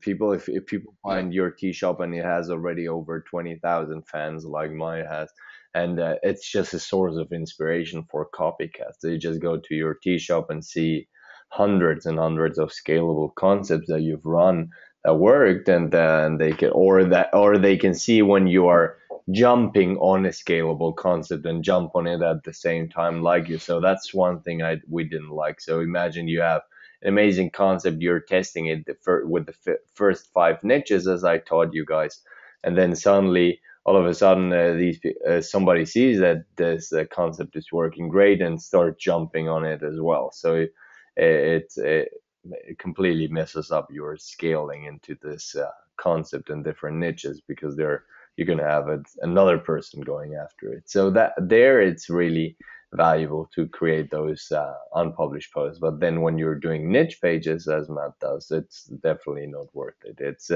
you want all your fans to actually see all the t-shirts you've run and so on, and you're going to be building building engagement posts anyway, so it's going to be a good balance between promotion and value, so it's not going to be a problem there. Well, Matt, if I can ask, I know nurse is a big thing for you. So, and I know that you've got a niche page. You mentioned it in a webinar that we did. And I know you mentioned you're doing a second one. So my question, when you do a new campaign and you do one ad on your niche page, do you ever post on that page a second different ad? And then when you do a retarget ad, which again is completely different, are you posting that on your niche page so everybody can see all of the ads? No, because you're going to have one ad that goes like a PPE ad, and that'll be posted onto the page. And then your retargeting ad is a website conversion ad that goes directly to the website. It doesn't have anything to do with your page other than being associated with it through the name. But you're not, it's never posted onto your page. Because it's a direct website link. Basically creates a dark post automatically, which is not seen by the. Okay. Yeah, sort of. Yeah. It's never a post to your page. So. Well, what do you do then when you guys mention that you test? So you do like a different ad, but do you do that in a dark post so that you don't have 2 or 3 different ads on your niche page? Okay, it doesn't really matter. Like I've tested it. I mean, if your niche page, I wouldn't. The important thing on your niche page is for you not to consistently post a link. But if you have 3 posts for 3 different ads and all of them are getting traffic driven to it, that's a completely different animal. The problem that the reason that Facebook doesn't like link after a link after a link is because it's considered spam. But you're almost following. I wouldn't launch 3 ads in one day, but I have pages that I run where it's multiple ads in the same, multiple designs to the same niche, and it's perfectly fine. I mean, you're not overloading the customer, you're not overloading your page, you're not killing your organic reach by posting 3 link ads and then driving traffic to those individual ads. I mean, if you want to hide your stuff and everything and make sure that, as much as I've sold on that online, I've never used a dark post. And I've had my shirts copied from the nurse prayer shirt to almost every other design, and it really never affects me because I know that my targeting is better than most people who are out there just trying to copy my design. So you are doing more than one ad on your niche page. Yeah. Okay. All right. That's what I needed to understand because don't post videos, link after link. It's 2 different animals, right? Damien and I have somewhat different tactics, but essentially it's the same. It boils down to the same stuff. I nurture my niche a little bit, and then Damien has like a tea shop. You can combine the 2 methods, which is really what I've been kind of doing lately. And that's kind of how we started from the get-go anyway. You use the tea shop to find a good niche that you know, find the targeting, and then take that over to a niche page. And then scale out and build a huge community that you... you have a niche-specific tea shop. Yeah, that's what you got to understand here is that on one end, when you have a centralized tea shop, there is more risk to it because people can just see everything you're doing. They just follow that page and they will see live what you're running, what you're testing, and so on if they found that tea shop. And that's why we're doing dark posts on there. Once you're going into the niche page, that's much more difficult that people find it. Because it's not something called T-shirts whatever, or T-shirts shop unlimited, or T-shirts shop LLC, or whatever the name you might, as we saw earlier. What was the one that we were showing right here? Not yet. Okay, so the T-show room was one. Yeah, that's yours right here. The T-show room. That's your domain or your T-shop name and so on. So if people find that, they will find pretty much everything you're doing if you have a page linked to that. Now, if you have a community page, a niche page, there is going to be a ton of stuff about that niche. Let's say nurses, there are going to be images about nurses, nurse prayers, and so on, and viral images about nurses. And in between, there are going to be some T-shirts, but only related to nurses. So it's not something of that much value to a copycat or a spy, somebody that's spying Right. on a page specific. So right there, you do just normal published posts, just like Matt showed. You post it to the page, then you create the page post engagement ad, and when you create the retargeting ad, that is going to be hidden to the page anyway because it's Right. how it's set up in the ads manager. When you're creating it, it automatically creates a link page post that's unpublished. That's not seen by the fans of the page, but it's seen by the people you target with your ad. So yeah, Right. different tactics, but combine them both. If you're doing T-shop, uh, I suggest you do unpublished posts because of what I just said, and then once you're niching out to a good niche that you tested with your T-shop, then definitely nurture that niche, as Matt said, build up those highly engaging content posts, and then in between those cool page post engagement ads for T-shirts too. So yeah. Yeah, Damien, one more, and I'm really sorry, and I No, appreciate you no, don't be taking all sorry. this Don't time. be sorry. Ask. Just ask. Um, Good. okay. Mm. In the beginning, you had mentioned on the tea recipe Mm-hmm. about suggesting buying Pretty Link, Mm-hmm. and I did. Yes. So I use that as my platform for doing my links, and it takes them over to the tea showroom is my Yes. link Yes. on that. What is my benefit on all of that data, which I'm thinking may be more accurate than anything I'm seeing on Facebook or on Teespring regarding the hits? What can I do with that information over on the reports in Pretty Link? Um, the reports, you mean Like I the said, I'm a what real newbie to what this. you see on Pretty Links is basically the unique clicks. You have a very accurate data about Right, how many clicks you've gotten. What I've seen is that most tracking softwares actually vary. So on Teespring you might see some views. On Facebook you're going to see some other a different amount of views, which are mostly going to be the direct website clicks. Therefore, it's going to be the lowest amount. And then Pretty Links right, and the views on Teespring are going to be very similar. They might differ a little bit. I don't know which one is more accurate. I know Pretty Links is in the business of tracking links and for a long time, so I'm pretty sure they have it pretty down on there. And you can see on one end, you can see all the clicks, and then you can see the unique clicks, how many people how many unique people clicked on the ad. If they click twice or three times, it's going to show on the unique clicks just once.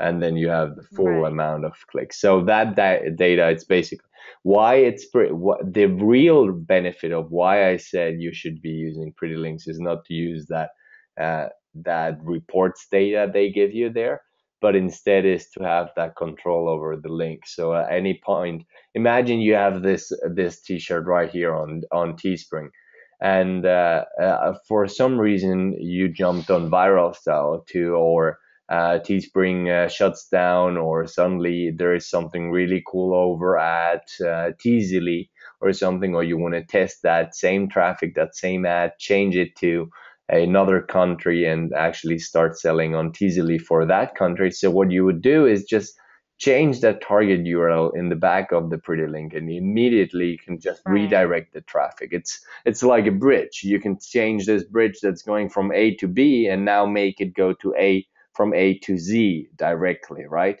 Instead of A right, to B. So it's that control that you have over your traffic. I always think, as we were talking with Pat earlier, is you need to be in control of your traffic and here in control of where you're sending the traffic and control of your marketing and everything.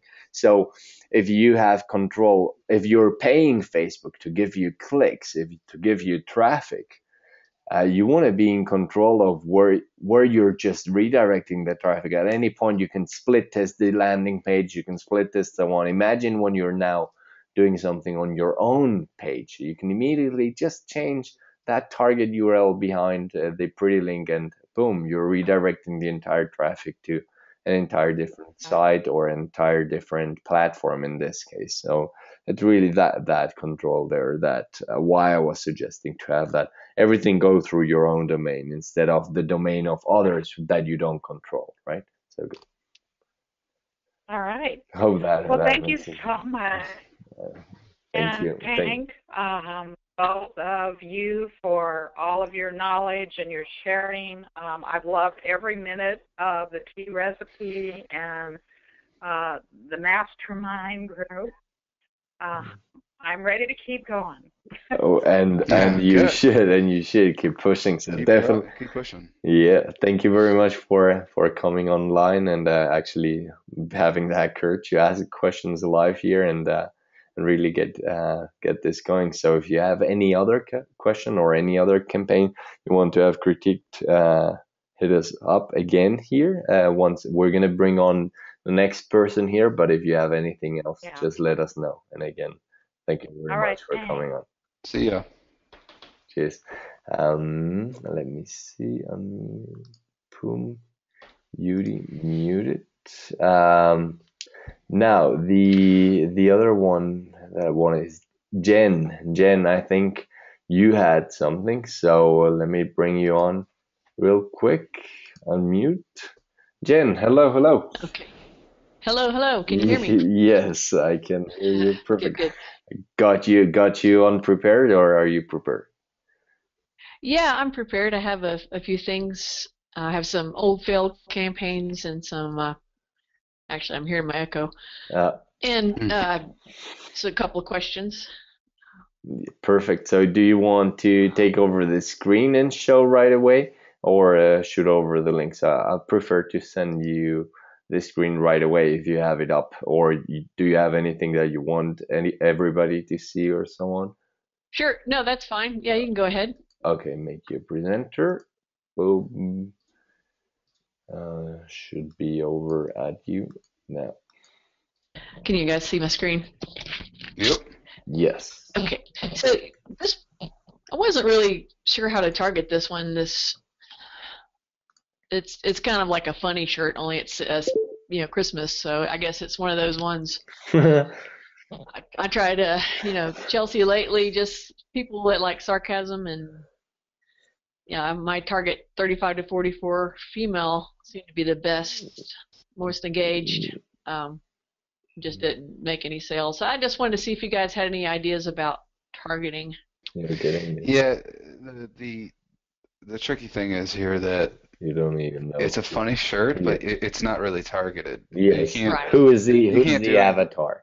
Think of that like. We're not on the right platform for this kind of a shirt, unfortunately. Okay. This is with Facebook. You got to take full-fledged advantage of the interest targeting. Well, yeah, I agree with you. Chelsea was a good stab at it, obviously, and you got a decent click-through rate. It's just not what it's built for. So right. Yeah, and I would just say that this is something that would be funny in like a t-shirt shop in like real life or something, and people will come in, think it's funny, and then see it, and then they're like, oh yeah, that's funny, I'll buy it. But when you're paying for your traffic, I would stick with stuff that you know is targeted. Okay, gotcha. Yeah, something again like something you can really know how to talk to them, like really go straight at what they like, what they are passionate about, and say, look, this is for you, and I'm targeting you because I want you to buy this kind of. I know, and this way you could do that. So, yes. Okay, and then I had this one. I have a cats are awesome. That's my Facebook fan page, and Are you This doing one your had a own? pretty good. Are you doing your own designs, Jen? This is just some simple little thing I threw up because I saw a similar design that just had the "This is my cat hair" shirt with an arrow, Yeah. and it sold. It was, but so I just threw this up there as a really not a whole lot of thought about it. Yeah, so I'm seeing the fonts and so on are just like pretty simple fonts. So from there, I would Yeah, say you're using the Teespring Designer. Um, but uh, but yeah, if you want to sell really, um, people like the earlier one and this one, I could see they had pretty much the same fonts, almost like. So yeah, you really want to get that design much better. That just as a first point, really the. Did you sell any okay. for this? I think it sold like one. Yeah. Mhm. A couple things I'm noticing. If you ran on desktop, more than likely, I would think your link would have been on the third row. I'm sorry, the fourth row, and so it would have been kind of behind the more button. Okay. That's one thing. I don't know. I might be wrong because the longer desktop version might have get you in a little bit of room there. Your click-through is good. I mean, I'd really try the shirt with a little bit better Better font, maybe a design, little yeah. better design. Okay. Sure. Yeah, I mean, and then shorten up your text. Yeah, and Um, actually, this like the other, it fits on 3 lines. Each one is the one Yes, line on the yes. desktop. okay, yeah. So that's good. I mean, and then I would think it would really point to, just getting a better design going. Crappy design. Yeah. Yeah, Yeah, and I'm not saying it's crappy Well, I design. just did it like 5 minutes. Yeah. Also, you got like brown and black on black here. yeah, it's like Yeah, standing not out. very much Get contrast. get Yeah. to I don't know. I'm not a cat person, but I know my dog hair is annoying on dark shirt. I mean, I guess maybe that's your point. But then make sure that it's easy to see and it's appealing to the eye and eye catching. I mean, the red border is okay, but Yeah. you're doing black on black here essentially. You dark color Sure. on black. So uh, Okay. a couple pointers there, I would Just just say. I appreciate it. Sure. Yes. This one was a dachshund. Actually, I deleted the post, but I can show you a picture. It was this doxy shirt, Oh no, the Nice. Christmas one. Yes. which I thought was very cute, but Didn't sell? and it didn't sell, but it You had know, pretty fairly good. Sorry. I was gonna say, the one thing about these Christmas designs is that I think Teespring is playing with fire here because the ones that I've seen that sold were all labeled as sweaters. Oh, okay. And people don't want to buy a shirt, they want to buy a sweater. So they'll sell a couple Yes. hundred of these, and the text straight up said sweater in it. Right. And so they would buy it, maybe get it, and then they know that The now long they know sleeve. it's a shirt instead of a Okay. sweater, and they might take the Yeah. steps to return it, which is all on Teespring's dime, or the person says screw it and wears it and then goes from there. Right. Yeah, that's pretty deceptive. I tried to be clear in my ad that it's a shirt that looks like a sweater. Yeah, I mean that's the problem though, right? Is people want the Yeah. ugly Christmas They want sweater. the sweater. Sure. Yep.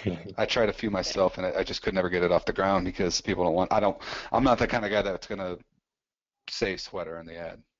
Right. Yeah. This is the same sort of thing. It was picked up a design and put it on a shirt and tried to target engineers Oh, and people that work with electronics. That's But pretty creative though. hmm. yeah, I thought it was a pretty nice design, and it got an okay click-through rate, but it didn't sell. What you got? I mean the click-through rates. Oh yeah, your click-through rate's good.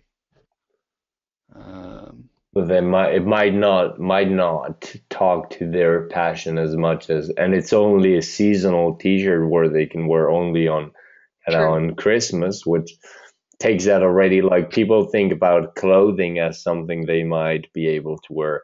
If it's their passion, they might be able to wear it throughout the year. So this already minimizes yeah. kind of the chance that they buy it, and there is not a yeah, it's a Christmas message, but I really have seen the ones that sell the most have a strong message about the niche or the passion they have. So right here, Okay. But it's Well, that and you gotta. It's an impulse buy, right? It's a one-time purchase. It's more of an impulse buy than our normal shirts. So our normal shirts are impulses, and then we're going above and beyond that to try to get them something that they know they're going to wear for like a week. And Right. so that's where the sweater comes into play because it's funny. They're going to wear it to that that wacky Christmas party, and then they'll be done with it. And Yeah. that's the audience you're serving up for. But when are they going to wear that hoodie? Right. So Yeah. It's next year. yeah, Work you've out been in it or hung for something. a year. Yeah. So I think that's probably Damien's right. I think it's just something to consider there. Okay. Just was my first Christmas trying this. I was just throwing a bunch of stuff out No, there. we tried it too, and we failed on a lot of them. So don't feel bad about it. Yeah. Yeah. I think there's just a lot of people doing it, and yeah, we all anyway, try to jump on it. We all try to jump on it, and then I don't know that person actually that made it was one was with Doxies. I thought I saw really crushing it. Then the other one with Walking Dead, and the Valhalla one. I think that for the Vikings or the Vikings. yeah. Yeah, that There's one. a motorcycle one too that had a couple of bikes on there. That one sold a lot too. It's But true. Yeah, Yeah, Subaru one and a couple other ones yeah. did really Yeah. well. Yeah, that's funny. That Subaru one is so blatant, but I guess it's not a huge deal. Subaru is never going to catch them, I guess. But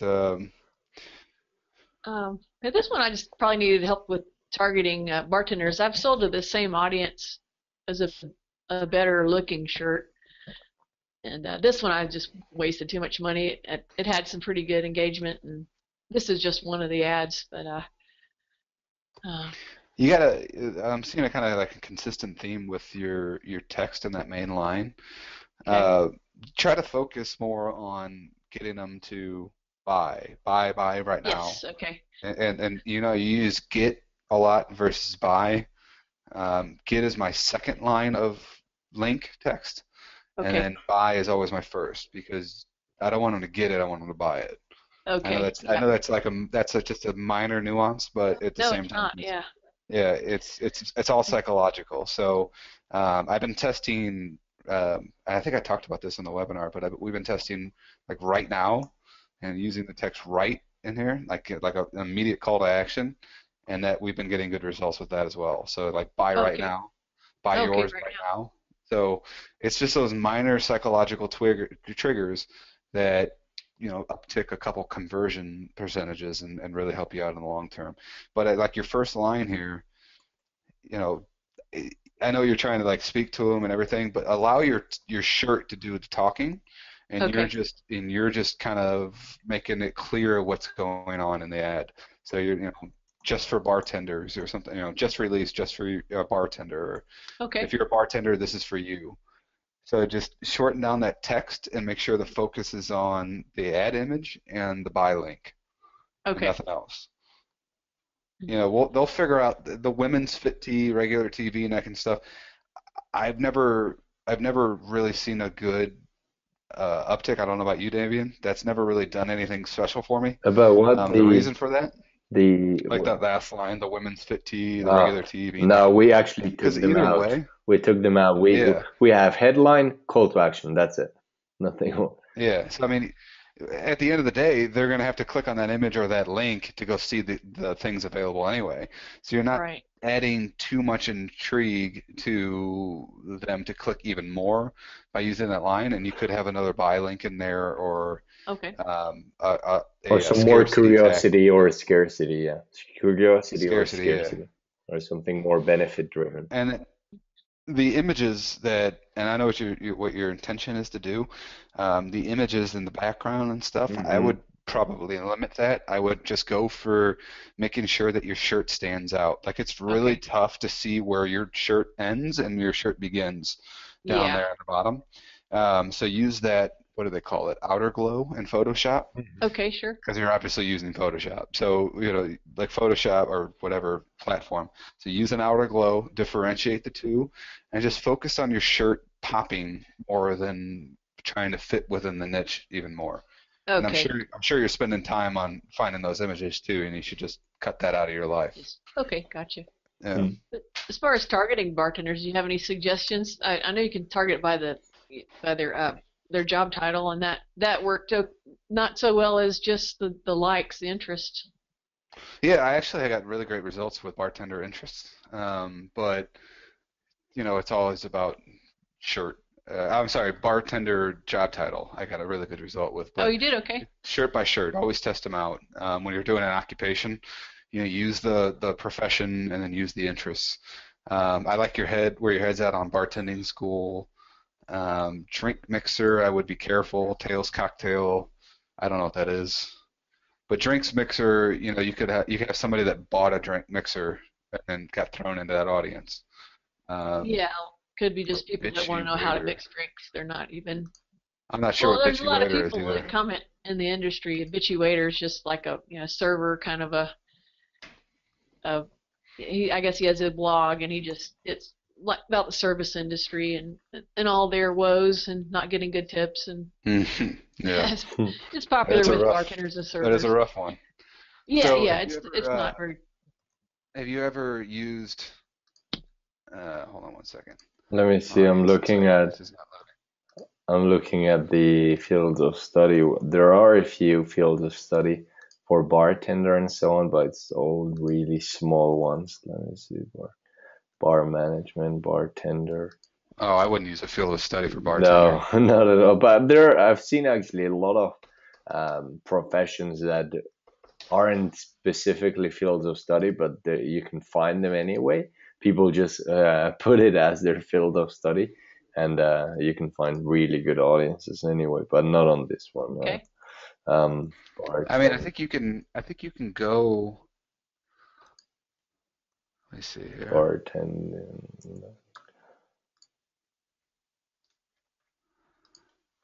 Yeah, bartender doesn't look like it's too good. No. Yeah, it's pretty small. So your tipsy bartender interests, right? Didn't you have that was one of them? No. Drink mixer. Yeah, I've used that one before. Yeah, I know that one. The Well, tipsy, I'm just looking at it right now, and they're even to the relation of bartender, they're really, really not that strong.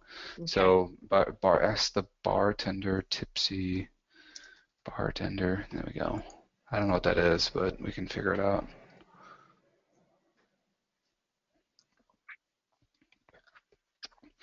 I don't know if this tipsy bartender is a good interest. Okay. I got 22 friends who like that page. Yeah. So I don't think they're all bartenders. But it might be tipsy bartender. I'm just trying to narrow down into. Yeah, I mean, you'd have to do some research into it outside the field and the interest and stuff like that to try to get the bartender niche narrowed down. So. Yeah. But I think you're on the good track. I would just focus on making sure that your shirt's real clear and real available for your audience to see. Okay. Yeah, I had a much better bartender shirt that sold better, but I only sold 30 shirts, and I felt like it could have sold more. So I was just thinking don't get too attached. targeting was similar. Oh, yeah. I mean, yeah. Let's see what else. This is one I had a question about. I know I just saw that Arizona's Cardinals was trending right now. Whew. I don't know anything about them, but No, but look, red on red. Yeah, you got too much red. Red on red. Is there any other uniform color they have? I think the Cardinals. It's more like white letters on red. White. But I'd want to also. I'm afraid of getting kicked off of Teespring for using their colors. No, the colors are not trademarked. The colors nor the football nor the state foot. If you say, for example, where are the Cardinals? St. Louis baseball. If you say St. Louis baseball, that's not trademarked. No, it's football. It's football. If you say St. Louis football, it's not trademarked. If you say the St. Louis Cardinals, yes, it's trademarked. Okay, gotcha. When you use their team name, it's trademarked, but not the state plus football, baseball, or whatever you want. And the colors aren't either. I specifically informed myself on that with Teespring and with Viral Style, which are working with caps. So definitely you can do that. But yeah, and no logos either, right? That's clear. Right. Okay. And Yeah, if to you be were careful. targeting like I'd a be careful with that bird. Mhm. I mean, it yeah, looks like okay. my Cardinals more than the Arizona Cardinals, but Yeah, it was just a open clip art random one, but yeah, I could have been copying St. Louis Cardinals. But I was wondering if you would target, this. Someone else said just target the state, to get the more rabid fans or Mm, whatever. But do it you agree will with that or? it will make it really expensive actually when you do state Oh, okay. targeting, and it increases the cost like crazy from what I've seen.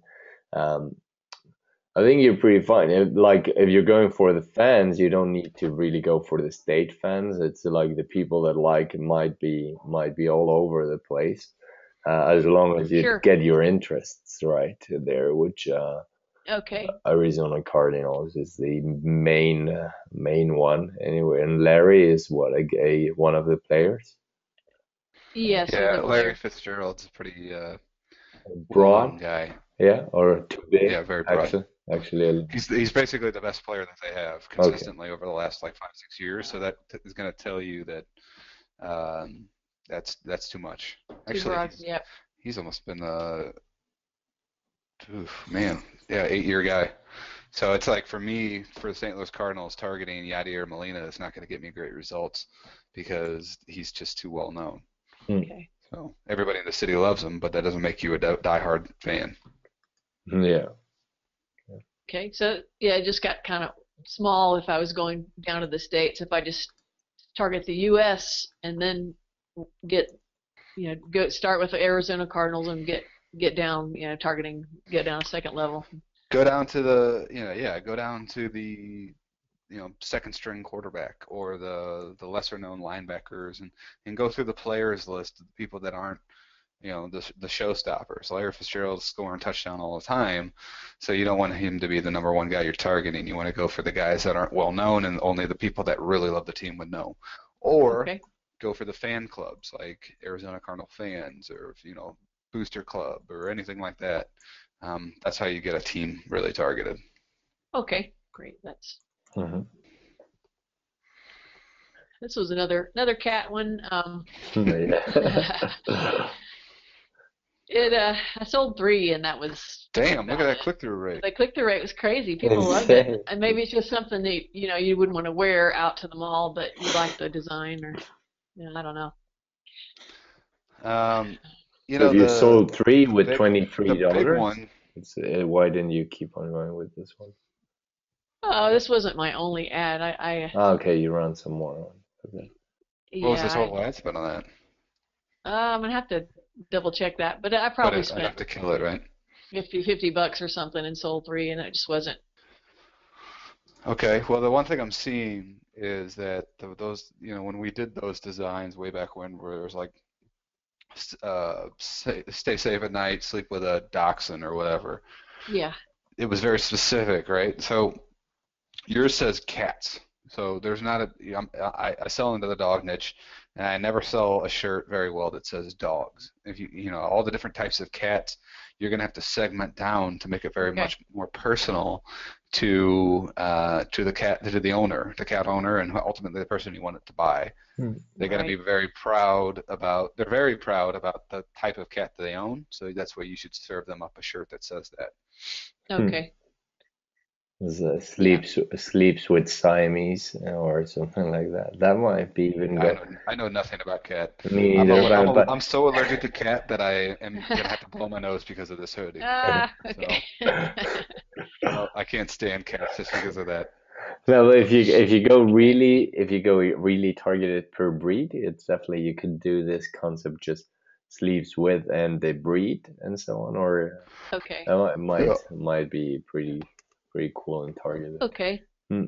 Yeah, it just gets kind of small because most people I think that have cats, they're just mutts. They're not similar likely to have a specific very breed. specific breed. Yes, that's true. You might have like a tabby or something, but you can put that on there. Sleeps with a tabby. See, this one I was just curious about for Christmas again. I know this is already over, but I had this like, what about making a shirt for people in instead of This Girl Loves Christmas, This Hmm. Georgia Girl Loves Christmas. Just try So what was that. your targeting on that? Yeah, people who live I didn't in really know what to do for interest in Christmas. general, so I didn't know how to There you go as well. target The that one. cost engagement higher than normal, but yeah, click-through rate is way lower anyway. Yeah, the click-through rate was crappy, so I killed it. Yeah, I don't know. It's tough. It's tough to do that, right? So you can't go after Christmas as an itch Yeah, itself, okay. Even though you layered it well. I just said, Christmas itself can't be an interest for you to go after. It's too big. Okay. It's too big, and it's only passionate for about a handful of seconds. Yeah, that's Yeah. right. That was just a thought, but yeah. So it seems like those were all like quick experiments you were trying and so on, but not really Yeah, going that's after it with. sure. Just trying to. Yeah, you're right. I haven't. I really need to get deep into a niche, and the ones that I've picked so far have been kind of small. So need to get a bigger, larger, like Matt says, over 500,000, and just get really cozy with it and get to know them. And I haven't done that. I've kind Yeah, of been and really find those highly bouncing around. passionate designs and so on. Not like because this girl loves and so on, and all those have been seen. And if you don't really make it a stand out by some means with a great design or something, or really good targeting to go really for a specific segment of a niche or something, then it's going to be kind of a a a loser there as that one with Christmas. Yes. You might do this Yeah. girl loves with an untapped niche that it hasn't been run in, and you definitely will Right. sell because that this girl loves concept hasn't been run in all the niches. It's clear there are niches out there that you True. can still run that concept and sell a lot, but you gotta True. You go can get for the untapped niches and still be targeted and specific enough or passionate enough there. So try it out. That this girl lost, and really, but Okay. make sure you do that. Put that effort into finding those niches, not the Christmas niche, but yeah, something that hasn't been run there. Sure. Mm, Okay. good Yeah, to I think hear. this one was just a tough one. It's another. I saw one of these that had sold, a few hundred, and so I just kind of made my own, copy of it. It's got all the, from Jimmy Buffett songs and stuff like that. Pirate Head. But I don't get it. But what is it? What? I get it. Okay. I'm a Spirit Head. So his fans just call him. Yeah, they call himself Spirit Head. Oh. yeah. So something to take a look at is the font and stuff it just doesn't really speak to me too much. Like it's Okay. got you got several variations of blue going on here. I think you're actually paying for more blue than you'd think too. Okay. It's definitely not just one color because I see a deep blue and I see a lighter blue, and that in itself is two, maybe three here somewhere. So up the design a little bit, and maybe get you say that this exact phrase sold a couple hundred? It did, yeah. And it was one. Well, let's see, it was one of those. It was more like it had the elements of the same sort of elements, but it was Yeah. a very different design. Yeah, I would try to, are you going off of like Fiverr or how are you getting your designs? Yeah, I mean, I've done some crappy ones myself and Fiverr too. Yeah. So I just plugged in Jimmy Buffett into the Audience Insight tool, and there's a lot of options for you to do. We looked at Luke Bryan in the course, but I'm seeing a lot of options for you to go after the very sized audience where you don't have to just plug in Jimmy Buffett because again, he's a very well-known celebrity. He's got his own beer brand. He's got his own, Margaritaville. He's got his own all this different Right. stuff. Is he Yeah, I brother? targeted Margaritaville. Is he the Was brother of that didn't Warren work. Buffett or not? No, I don't. I'm just No. thinking ahead. Totally different kind of guy. Okay. Both rich, one not near the other one, but totally different type of person. Okay. But yeah, there's like Jimmy Buffett and the Coral Reefers, Margaritaville Spirits, Margaritaville Cargo, the Charlie Daniels Band. I don't know why that's on there. Margaritaville, Las Vegas. Some like stuff, and something good for him would be the attractions right? So like the sites that people Yeah. go, like Margaritaville itself, but I wouldn't just use that. I'd use like a Margaritaville Key West, like I'm seeing there.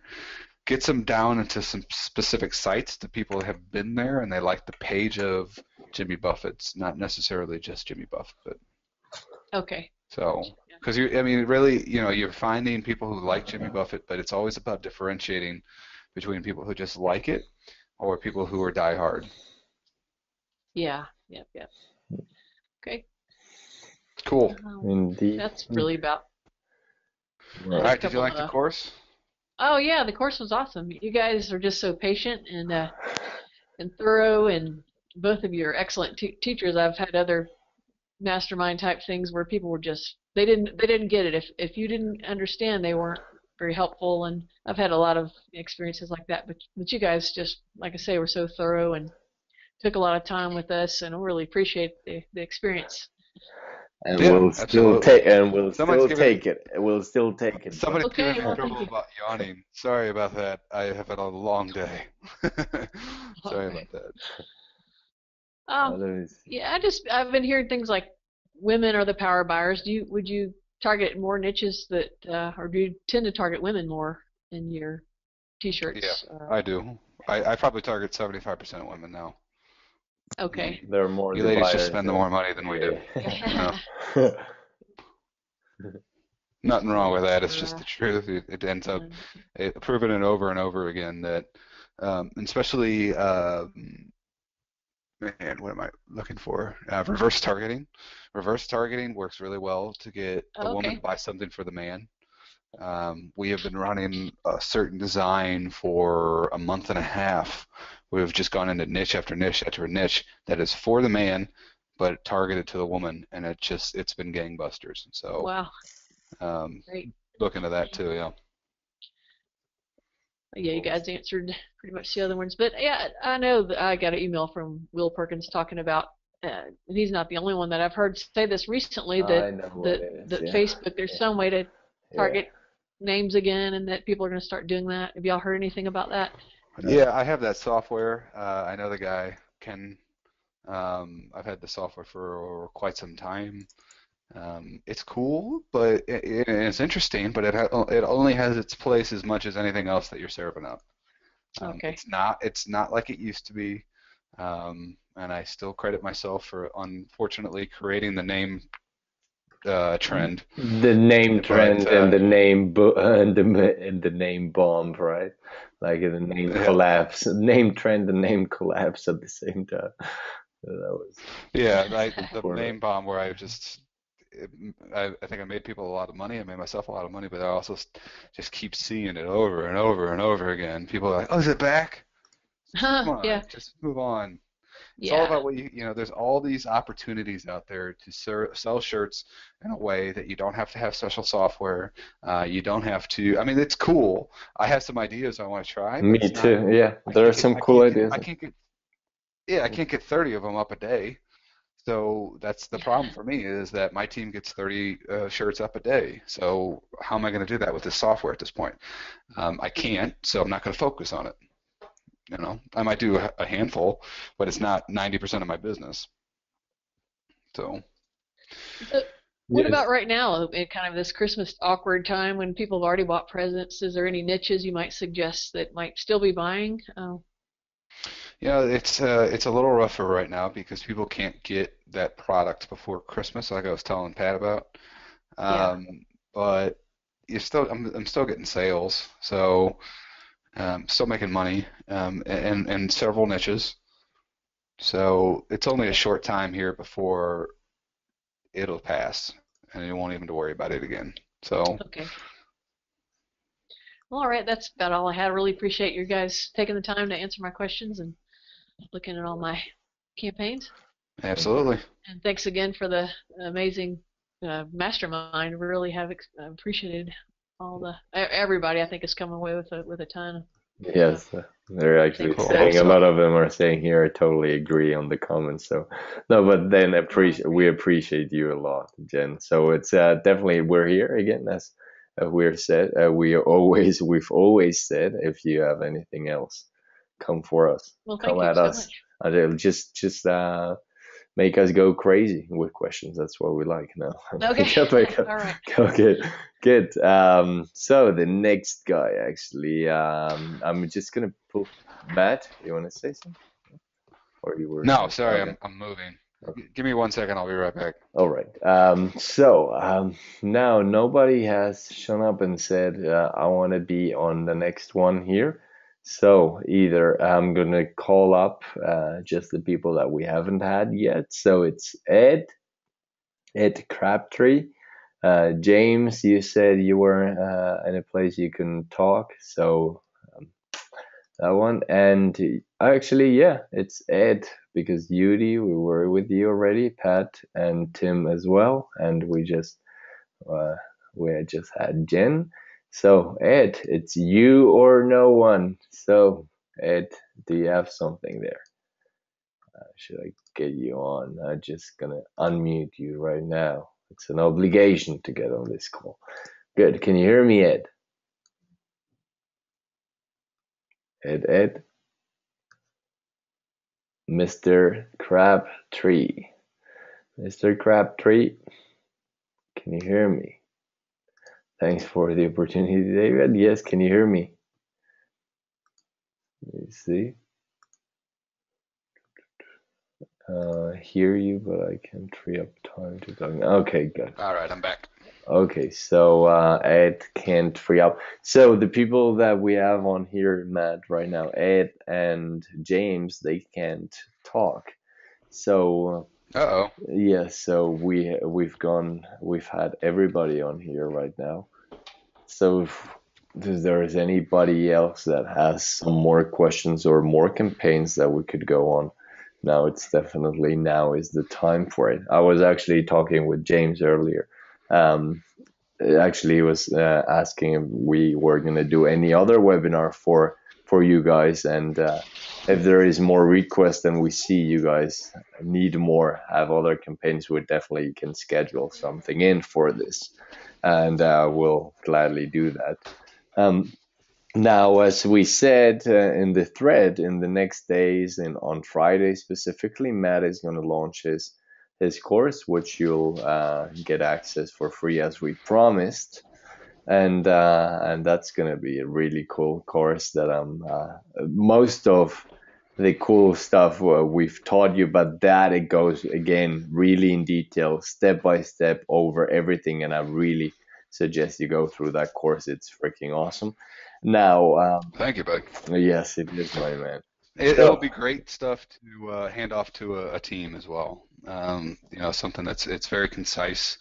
The methodology behind it is the same stuff that we taught you, but I narrowed it down into like 20-minute videos versus us talking 2.5 hours on a webinar kind of stuff. So yes, so is that the one you've been using to train your team or as well?